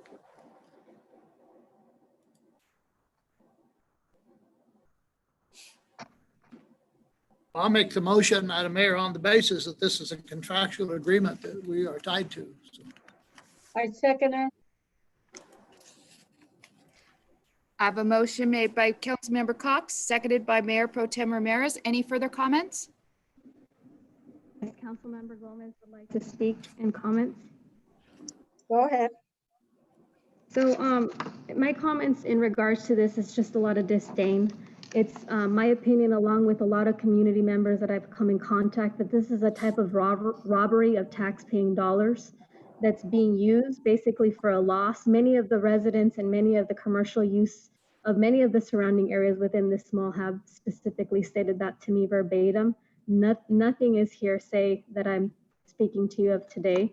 The other thing that was really concerning is we have a lot of businesses here that have eroded within the tax paying increment that we will not be seeing this year because of the COVID or pandemic crisis that has happened. So to me, something of this level, this is not meritable. This is something that can be definitely broken. All contracts are, it just takes one party to say no. We can renegotiate. If renegotiation was deemable, in my opinion, this is not. We're spending too much money on a mall just because we want to be the Victorville that hosts the mall. I don't think it's something that we should be looking at. A lot of individuals think that way. I've visited a lot of the individuals in that facility that have been ousted by bringing other, and I know business is business, but the city of Victorville also needs to know that the services it provides to its community is one to render the best accountability and be frugal with its money in terms of where it's going to spend it. And I don't think a mall is where it should be and needs to be spent, especially with the outlook of what the pandemic has done. A lot of our businesses aren't getting any type of assistance from the city of Victorville. I don't know why our businesses aren't here complaining to us, telling us that they would like a subsidy and maybe they would like that contract for 28 years if they renovated and spent their monies as well. They're not here to say that, but on their behalf, I'm speaking at least a minimal type of voice to the record to state that I disagree with what we're doing with this contract. I don't agree with what we're doing, and a lot of our businesses are no longer in business, and the city of Victorville is not reaching out to them to try to offer something of this level. And I'm sure it's because we don't have that many either. That's my comment. Thank you. I have a comment. Go ahead. I'm not, whether I agree or disagree, I'm not sure. First of all, none of the council people are here now that made this agreement, none. And secondly, when I got on the council in 2012, they were expanding, what is it?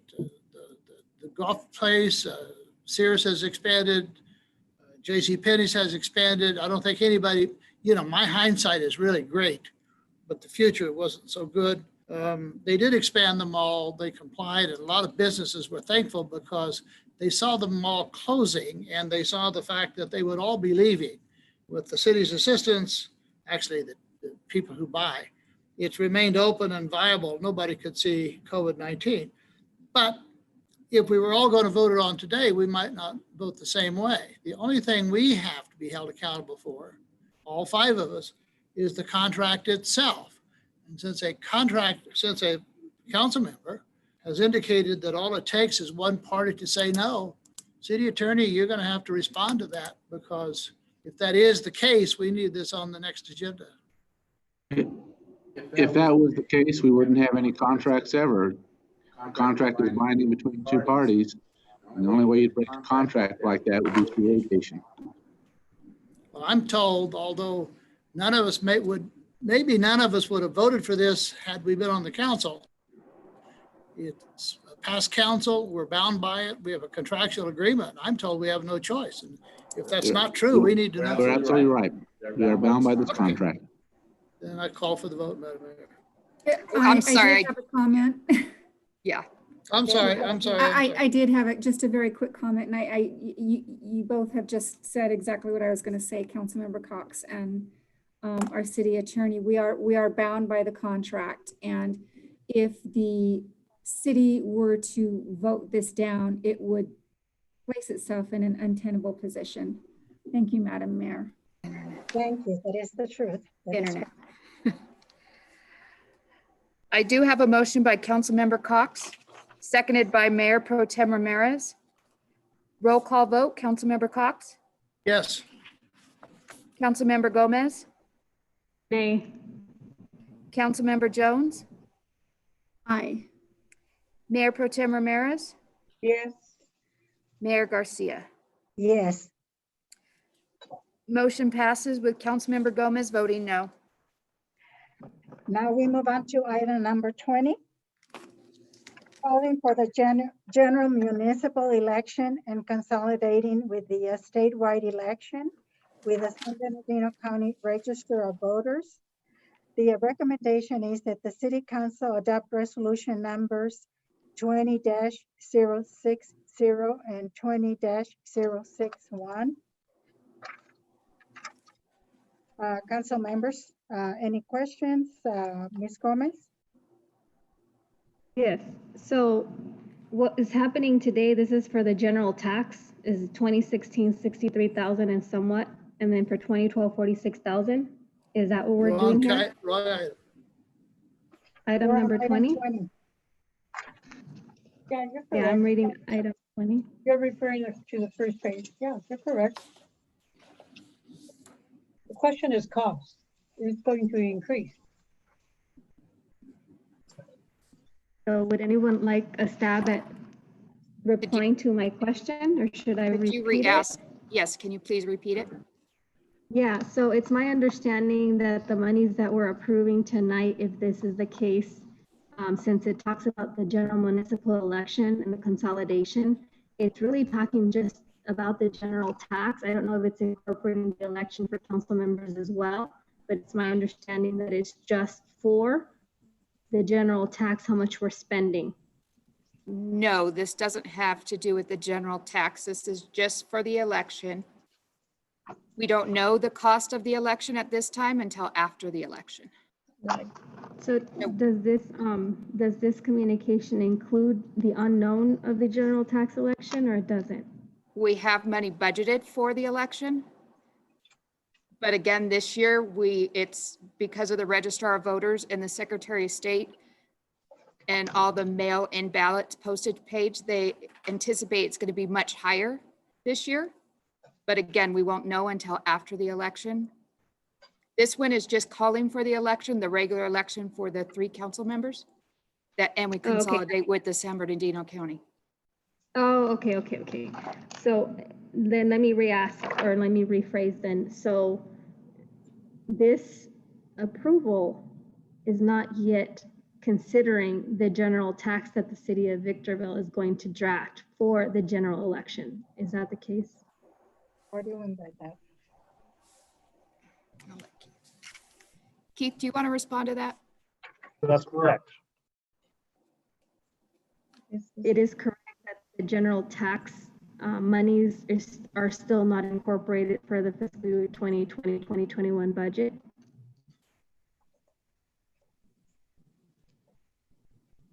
They're the expenses that you're going to be charged by the county of San Bernardino voter registration. Can you restate your question? I couldn't hear you. You're breaking up, Ms. Gomez.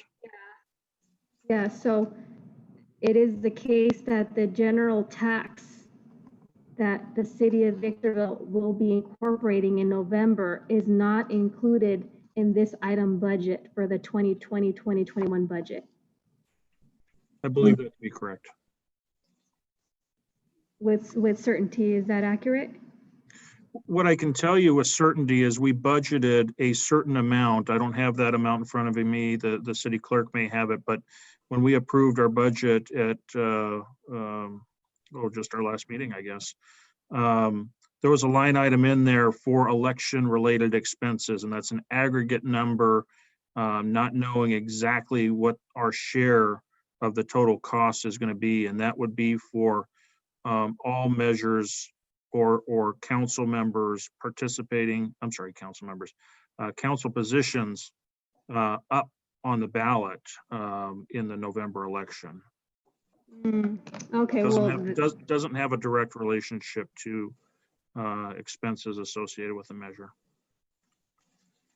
No, I'm just getting more and more confused. I'm just going to say, if I vote no, it's because I just don't agree with any money being spent on the general tax.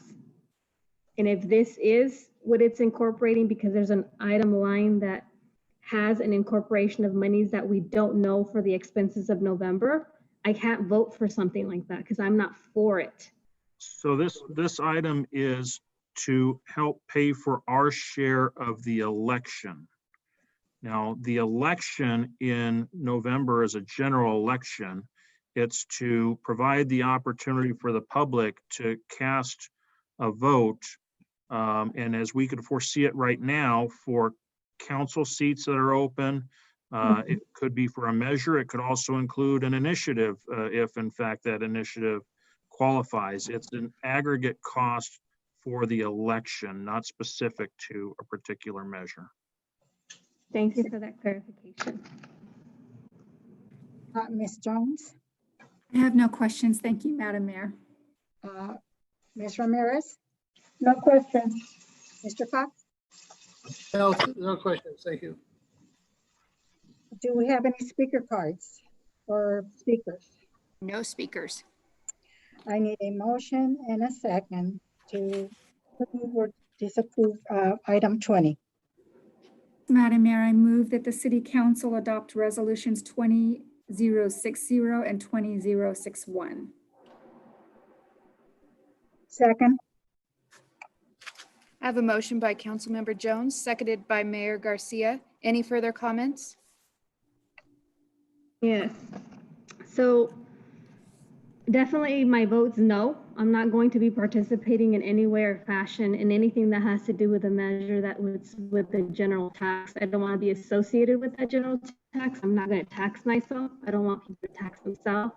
And despite this being a funny question to particular council members, I stand strong, and I know whether it's directly or indirectly, a vote on this means that I'm supportive of a general tax, and I am not. So that's my reason for a no vote on this one. Thank you. Any further comments? I have a motion. Oh. I'm going to vote yes, because this is for an election. All the items on the ballot, it gives the public the absolute right to vote yes or no.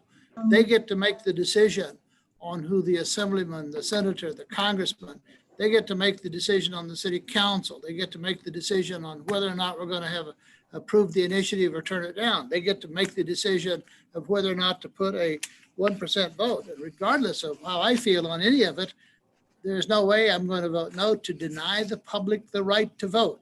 And in order for them to vote, we have to pay our portion, our share of the election. So I'm a definite yes. Thank you, Jim. Thank you for that clarification. I have a motion by Councilmember Jones, seconded by Mayor Garcia. A roll call vote. Councilmember Cox? Yes. Councilmember Gomez? Nay. Councilmember Jones? Aye. Mayor Pro Tem Ramirez? Yes. Mayor Garcia? Yes. Motion passes with Councilmember Gomez voting no.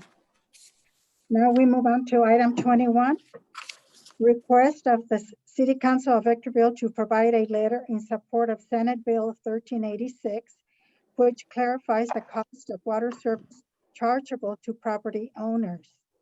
The recommendation is that the City Attorney's Office recommends to the City Council that it provide a letter of support for SB 1386. Council members, questions? Ms. Gomez? No. Ms. Jones? No, thank you, Madam Mayor. Ms. Ramirez? No question. Mr. Cox? No questions, thank you. Do we have any speakers? No speakers. I need a motion and a second to approve item 21. Yes, Madam Mayor, I move the staff's recommendation. I'll second that. Okay, sorry. I have a motion by Councilmember Jones, seconded by Councilmember Cox. Any further comments? I'll take a roll call vote. Councilmember Cox? Yes. Councilmember Gomez? Aye. Councilmember Jones? Aye. Mayor Pro Tem Ramirez? Yes. Mayor Garcia? Yes. Motion passes unanimously. Item number 22, contract renewals, annual supply and service agreements. Madam Clerk, read the recommendation. That the City Council award contract renewals on the annual supply and service agreements to various vendors for fiscal year 2021 per the adopted budget on June 16th, 2020. Thank you. Council members, any questions? I'll start with Ms. Jones. None, thank you, Madam Mayor. Ms. Ramirez? No. Mr. Cox? No. Ms. Gomez? Yes, it looks like it's my understanding that a lot of these are basically contracts that we've had and we're wanting to continue to keep these. I think I've seen this one other time in memory where we don't really do any service agreement. We just kind of, it's like a piggyback type of thing. This is what it looks like when it says contract renewals. Is that the case?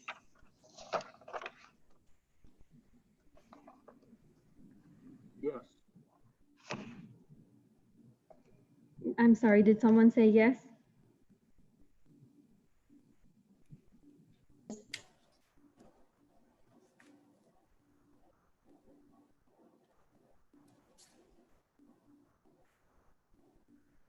I think the answer is yes, but I didn't hear it. That's correct. The answer is yes. Okay, my issue with having something of this nature, just quickly, let's get it done, let's get the same thing, is I don't have a report of these individuals, how they've been doing.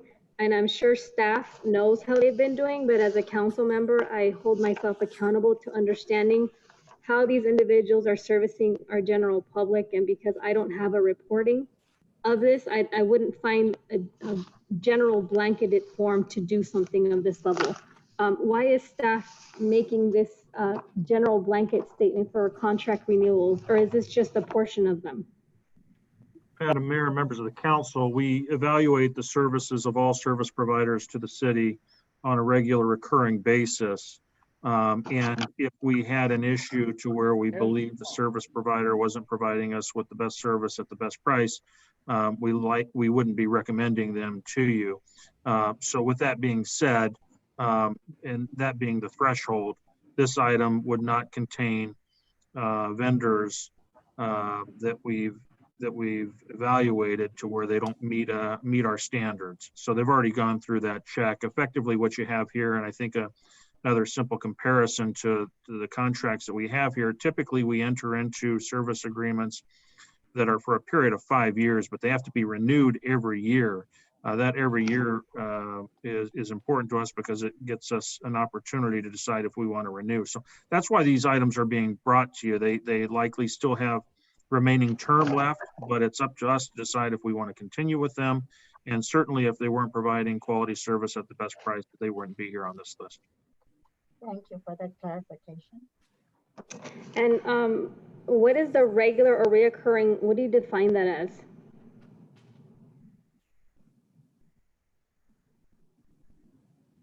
I don't think I would define it any different than the standard definition. Regular, maybe routine, recurring, happening over and over. So is that like a timeline of 1 year, every 5 years, every 2 months? Is there a timeline to that?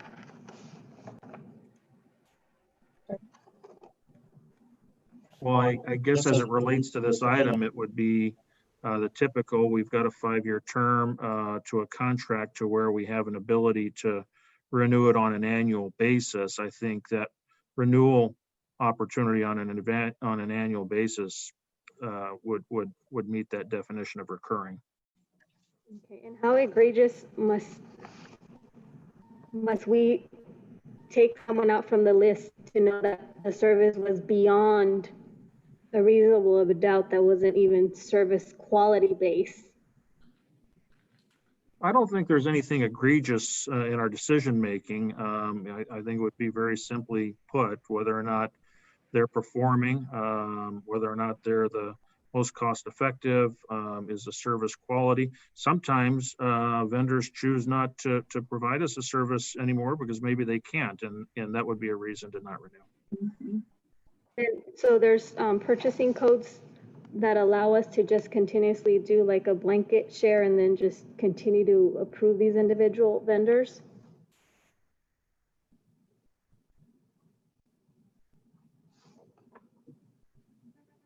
John, are you on the line? You want to answer the purchasing code question? Yeah, thank you, Mr. City Manager, Madam Mayor, and members of the council. So typically, as the city manager had stated, we usually go out for a 5-year contract, which includes 1 base year and 4 one-year renewal options. Anytime during those years, and this is vetted by field staff that work with these contractors or suppliers, along with their department heads, giving performance feedback, probably on a weekly to monthly, semi-monthly basis on how they're performing, their reliability, their product, their service, and just the relationship with the city. If any of those items don't pan out, then the city has mechanisms in the contract that are in place to terminate the contract for convenience and allow us, even before the annual basis comes up, to go ahead and go out in the marketplace and see if we can find a more reliable, better performing product and or service or vendor. So this has been vetted thoroughly by field staff that use them on a daily, monthly basis, along with their department heads, to be able to get on this list for renewals. And like the city manager had stated, if they're not performing, it's probably because we're going to go out to bid in the upcoming months, because they, the department head had vetted them and said, you know what, we're going to go out to bid. I just don't rely on their service, or our relationship didn't happen this year. They weren't performing as to our minimum standards. And so, that's how we vet them. And we do have mechanisms in place, again, like I said, to do it at any time that we would like, to change that service, just as long as we're, having efficiency and fiscal responsibility on the cost too. And my next question is, how accessible are the reports available to the public with charts and trends of levels of services?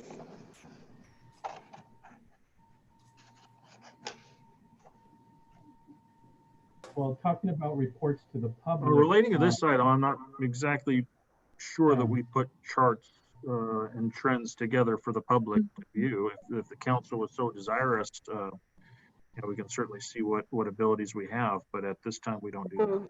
That's not my question. So I presume that reporting may have some type of maybe chart, some type of analysis, trend, something to reflect back on the viewer if their performance is definitely something that they want to continue. So presuming that they're doing every month or every week, I'm hoping that there's a trend line where you enter something into the system to gradually look at the performance base in terms of accountability. As a council member, I have accountability to my community, but if I don't get such a report because it's not accessible to me, because I don't know to ask for a report, how can I give back information?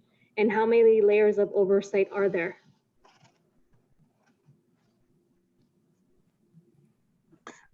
Yeah, it sounds like what you're asking for is a little bit more sophisticated than what we do. I think we're relying more so on direct personal interactions with the vendors, and we can determine just based upon firsthand direct experience whether or not we're getting the service that we want to. So and we know fairly soon, typically, if we're not satisfied with the service provided by a vendor. Thank you. No further questions. Do we have anyone that wants to speak? No speakers. I need a motion and a second for item 22. Yes, Madam Mayor, I move that the council take action in accordance with the recommendations set out on the agenda. I'll second that. I have a motion by Councilmember Jones, seconded by Councilmember Cox. Any further comments? Yes, Councilmember Gomez would like to chime in comments with the permission of the chair. So as an accountable councilwoman to the community, you know, I don't have the reports, you know, I have a casted vote, which I hold very dear, value of gold, if not diamonds, as my single vote for my community's voice, as each and every council member has here. I'm looking at these contracts with their exuberant amount of tax-paying dollars, and it just doesn't sit right with me that I haven't had the opportunity or the intellect to have a seating reporting session with any of the staff, let alone with the city manager or the city attorney, which on many occasions is very, very difficult. I don't know if it's a personal issue that they may have with me, but I certainly react the way that I push buttons, not too greatly to these professional individuals, but that is my way to approach this. So this doesn't sit very well with me to vote on something like this. I just feel that there's too much money at stake. My community, when I go out there, whether it's haircuts, barbershops, they're interacting with me and I'm telling them, how is our police, how is our fire doing? And when they complain to me, you know, it's like, what do I do? And when I come across something like this, I have to say, you know what? If they name tag something, I have to be able to say, you know what? We contract with those services. Why haven't you come to us to tell us? And so I need more understanding. And now I understand that my vote in this regard and what I'm seeing right now, I just can't for the life of me vote for something like this unless I have a little bit more information, and definitely the relationship with the staff in terms of executive teams with city attorney and city manager aren't getting any better. And because they're not getting any better, I'm not getting the responses to serve my community best. So I can't vote for something like this unless I have a say into my community and how we're doing. And I don't believe we could just, this is how it's done. There's a reason why we get elected. Anyways, I have time for sitting in this, but I appreciate, for the record, hearing my voice. Jim, did you want to? Madam Mayor, yeah, I do. It sounds good. It sounds really good, except the council members aren't registered engineers or land surveyors or soil specialists. And we have to rely on staff who are trained and licensed and certified. And the first time that we demand why the staff didn't renew a contract, and we say publicly because they didn't do good work, would be the first lawsuit we get for destroying their reputation and not getting any further contracts. That information cannot be given to the city council members. They can sit down with the staff on an individual basis if the individuals file an appeal or want a hearing. But I think that the city manager and the city attorney needs to spend some time with Ms. Gomez. It sounds good. Yeah, I want to be able to explain to the public why we had a contract or not. But it simply doesn't work that way. And before we get ourselves in a lawsuit because we decided to change an LMAT operator, staff does this every day. We have certified people. They can certainly provide a report that's in general. They can certainly answer any questions that the staff have. But for the staff to go out and make a determine if the aggregate mix is correct, that's something that's beyond the council's job descriptions. They're not supposed to know about it. The first time that a council member has indicated that we've canceled a contract because of that, we got a lawsuit, for heaven's sake. So somebody spend some time with Ms. Gomez so she understands how this works, please. Thank you, Jim. So I do have a motion by Councilmember Jones, seconded by Councilmember Cox. A roll call vote. Councilmember Cox? Yes. Councilmember Gomez? Aye. Councilmember Jones? Aye. Mayor Pro Tem Ramirez? Aye. Mayor Garcia? Yes. Motion passes with Councilmember Gomez voting no. Mr. City Attorney, we are approaching 10 p.m.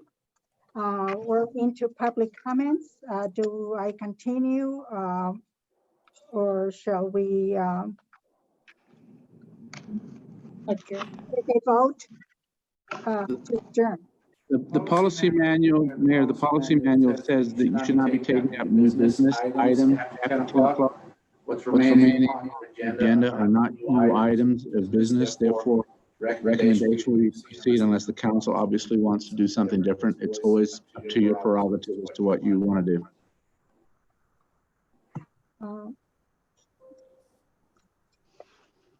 Madam Mayor, I would wish to proceed. Madam Mayor, I wish to proceed because a lot of people have waited for a long time to address the council. They should have the opportunity to address the council. On the other hand, we have to find out how many people want to talk. This is not an item that we're going to talk about. This is an opinion. They can talk about anything. We don't respond. So, but I would hope that based upon the number, they can be heard and proceed. I'm willing to stay and listen. Madam Clerk, do we have any speakers that would like to speak on public comments? I have 3 emails to read into the record, and I don't have any speakers online. Very well. We will go ahead and allow for you to read the 3 that you have then. Okay.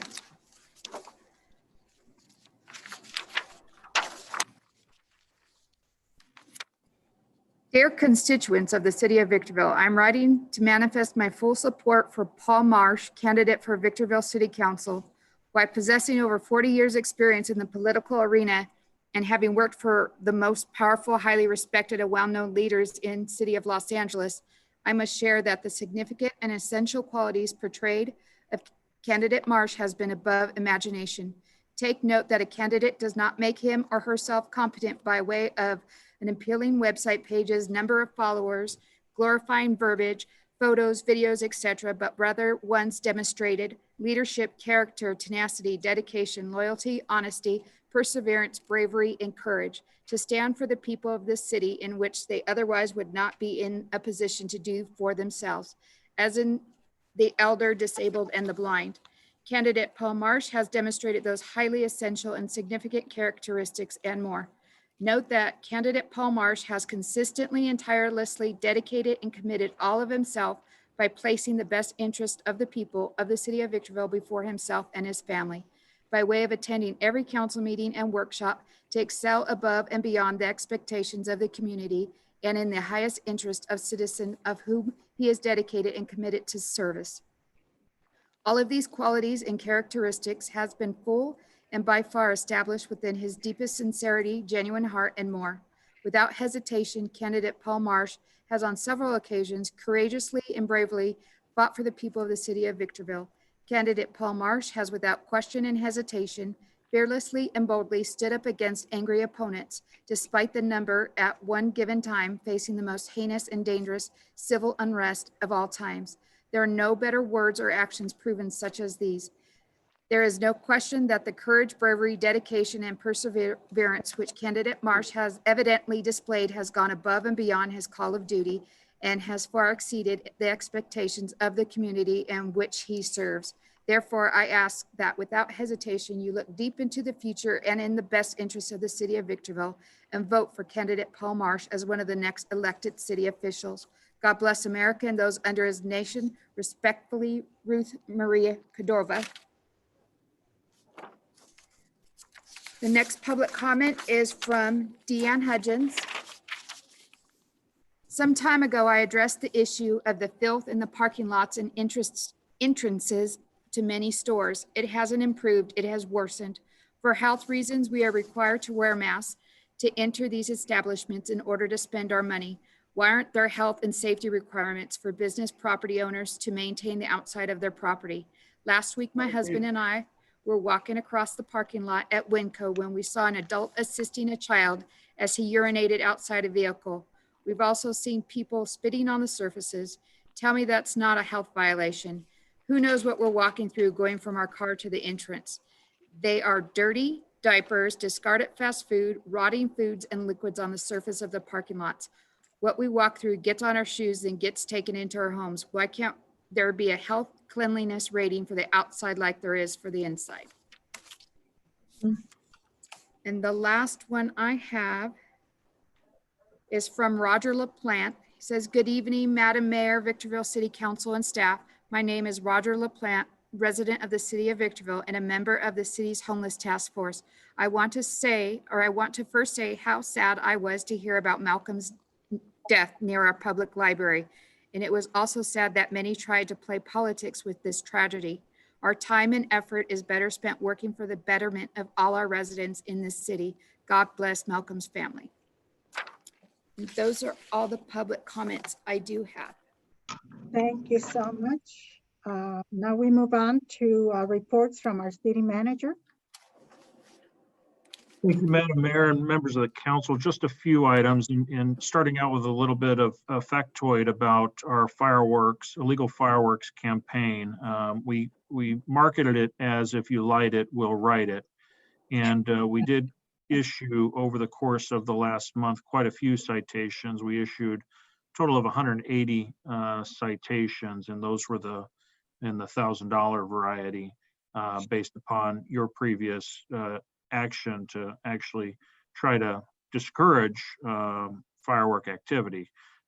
This was one of those weird years where we just couldn't keep up, especially on July 4th, despite issuing 110 citations just on that night, July 4th. We certainly couldn't keep up because there was, quite a bit of activity. But certainly surprising to see that much effort from our code enforcement, fire, animal control teams, along with the police department that participated in those special task force. We confiscated about 530 pounds of illegal fireworks. 192 was just from the 4th of July weekend. So that weekend we were really busy. The sad part of the whole thing is there were 57 fires actually caused by illegal fireworks. So those are direct responses we have to make with our fire department to attend to that illegal activity, of which 2 were actual structure fires.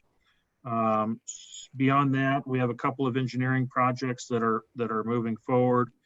First, the Green Tree Sewer Trunk Line project that's back on track. If you'll remember, I believe it was last month when I did share with you that we got slowed down by the Department of Fish and Game. Effectively, we've worked those issues out with them. So we're back on track and building that major sewer trunk line improvement project over at Hesperia Road and Green Tree is probably the best way to characterize where that's at. And then finally, 3rd Avenue, the road rehabilitation project of 3rd Avenue. Of course, that road has been failing at a very accelerated pace, and that project actually starts construction tomorrow. That's all I have, Madam Mayor. Thank you so much. 4th of July was like a war song. And I forgot to see that 110 citations were issued. It's incredible. But our city did a terrific job because the next day, it seemed like there was just a few. but not that many. And I thought it would be just as bad or close to what it was on Saturday. Good job, and I commend them for their efforts. Now we move on to discussion and possible action. This is for possible action regarding upcoming agenda items. This is not reports.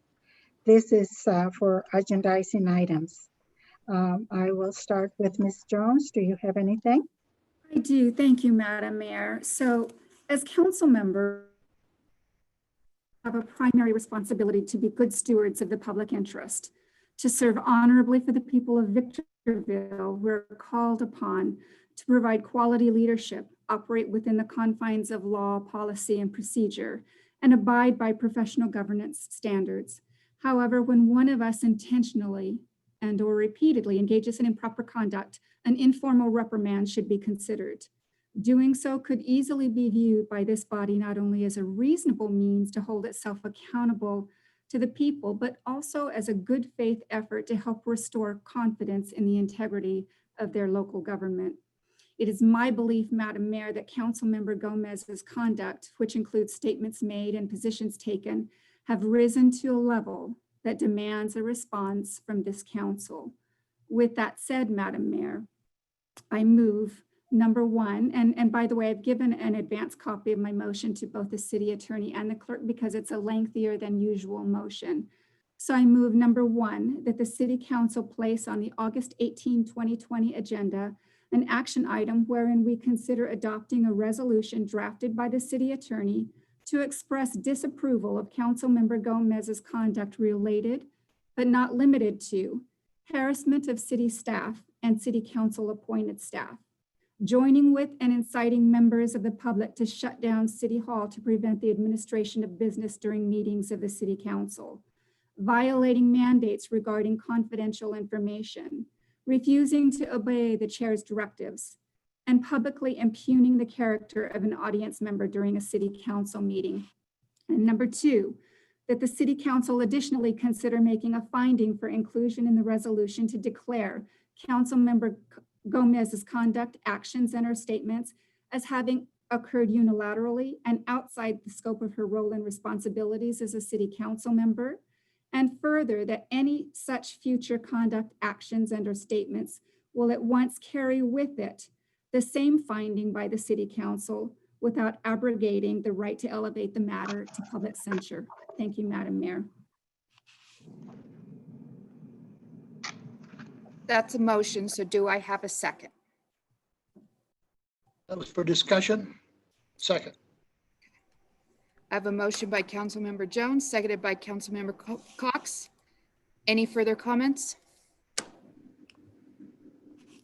Was for discussion, right? Correct. Well, I'm so proud to be chastised by Ms. Jones and any other council member because you mean nothing when it comes to what you want to chastise me. It's just a public display. I don't need your vote, Councilmember Jones, or any other council member here that doesn't agree with what I do anyways. I didn't win the election with you, and I'm not going to win it by what you do. You just make me even more famous by doing what you're doing. So whatever you do, I disagree.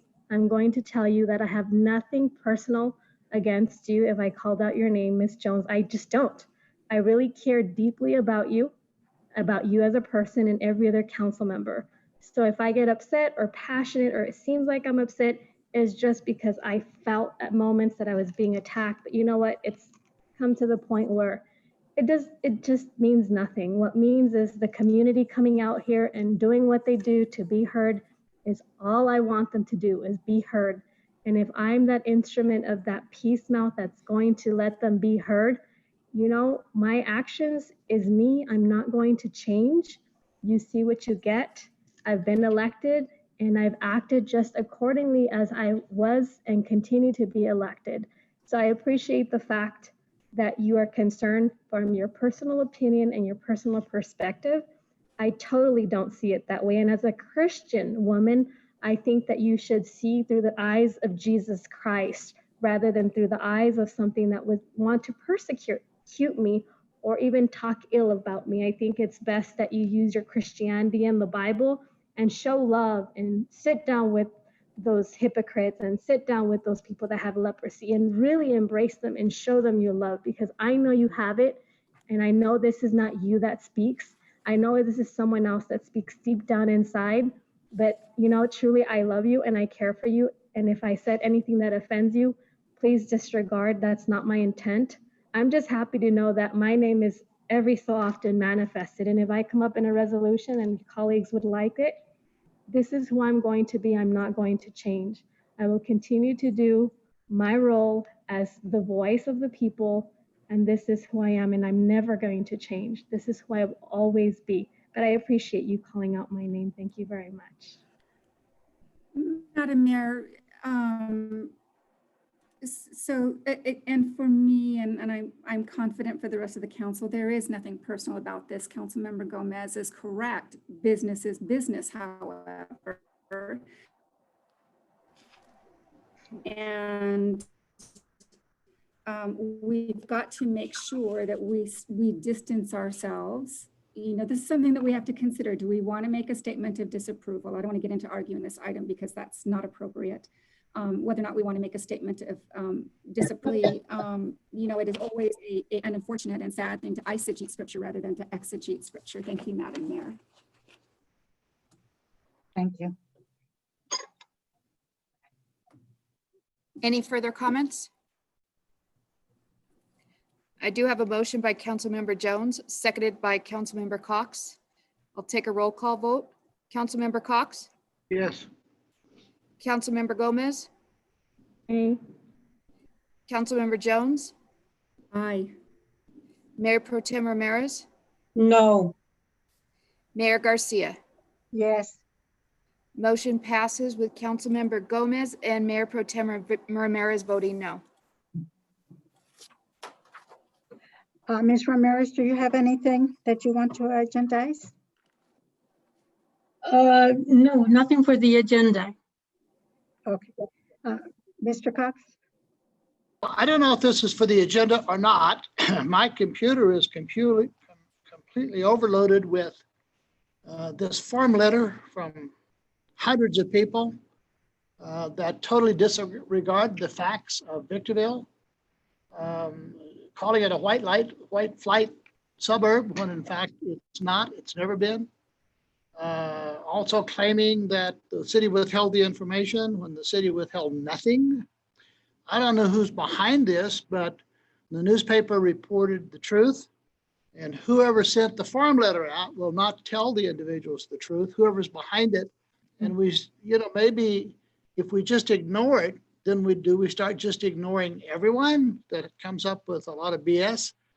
It seems like to me that we ought to answer, but I don't know if there's an appropriate answer for people who have no regard for Victorville, don't care about the facts, are stipulating supposed facts that are so totally far off, they make no sense whatsoever.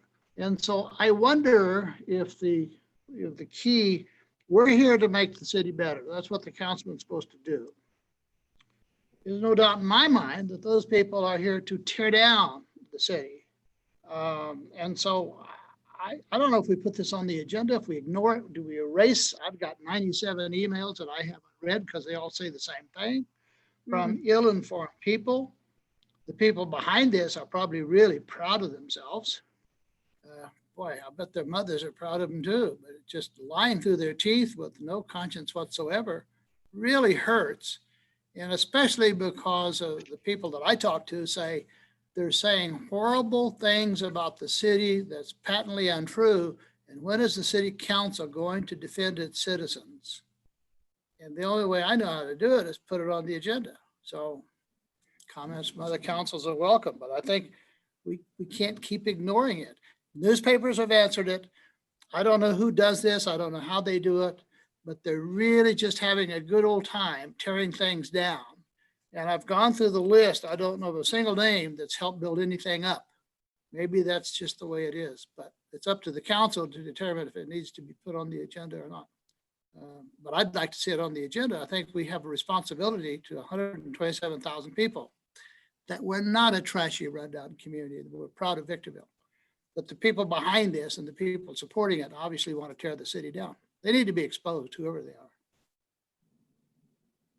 Is that your motion? It's a motion to put it on, yeah, it's a motion to put that on the council for discussion. Second.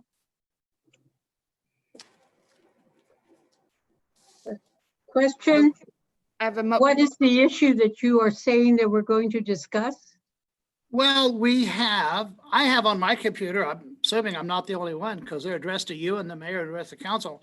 It's a form letter. It really says horrible things about the city that are totally untrue from all across the United States, the world, in regard to Mr. Harsh. The family has spoken, the newspapers printed it, the truth is out there, but every day I get 12, 15, 20, 25 emails that keep repeating the lie. And the people that I talk to, neighbors, business people say, when is the city going to come out and clarify this and tell the truth? Your time is up. Thank you for the answer. Madam Mayor and members of the council, if I might, and just for informational purposes only, relating and directly responding to the Mr. Harsh incident. I know you all received hundreds of emails. I received them as well. Many were forum emails. I may not have shared with you that because of the severity, the significance, the seriousness of that particular situation, we did internally decide to take every one of those emails and actually first give recognition to those emails. We actually responded to those emails.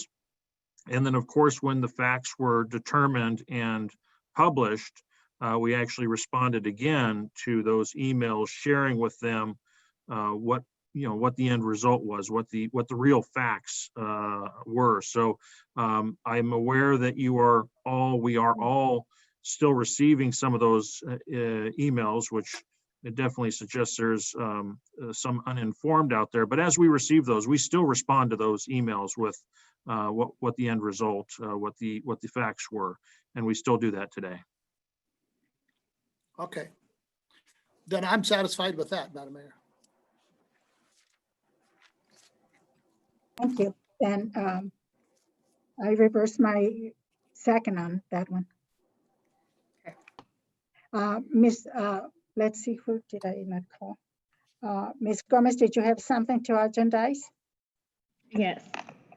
So there's a workshop for the strategic planning that I think the public would like to know. I have a T to be determined date, which is July 28th. And I'm proposing that the council adopt July 28, 2020 to be the actual date rather than to keep it in lingo. I think the sooner that people know, the more participatory they are. And I know our council is very interested in having the most amount of individuals of all races and colors to be a part of a workshop, such as it's a normality that it is. And so that's my motion, to create the July 28th instead of a TBA to actually determine date, since all the councils here would have the date already and they know that they either accepted it or did not accept it.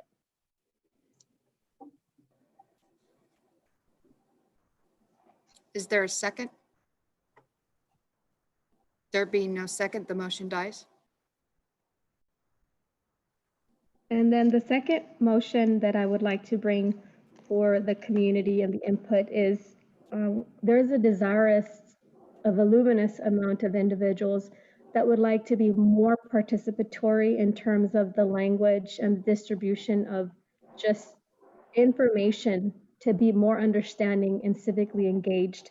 And so my petition is, or my motion is, to create a workshop to be more inclusive that would be rendered periodically throughout the year to have our communities understand how the process of city council budgets and things of that nature that we do day-to-day business in terms of council members is. So including them a little bit more often by the creation of periodic workshops. That's my motion. Is there a second? There being no second, that motion dies. That was all. Thank you. Did I miss anyone? if you had anything. No, I don't. So now we move on to reports from council members. Ms. Ramirez, do you have anything?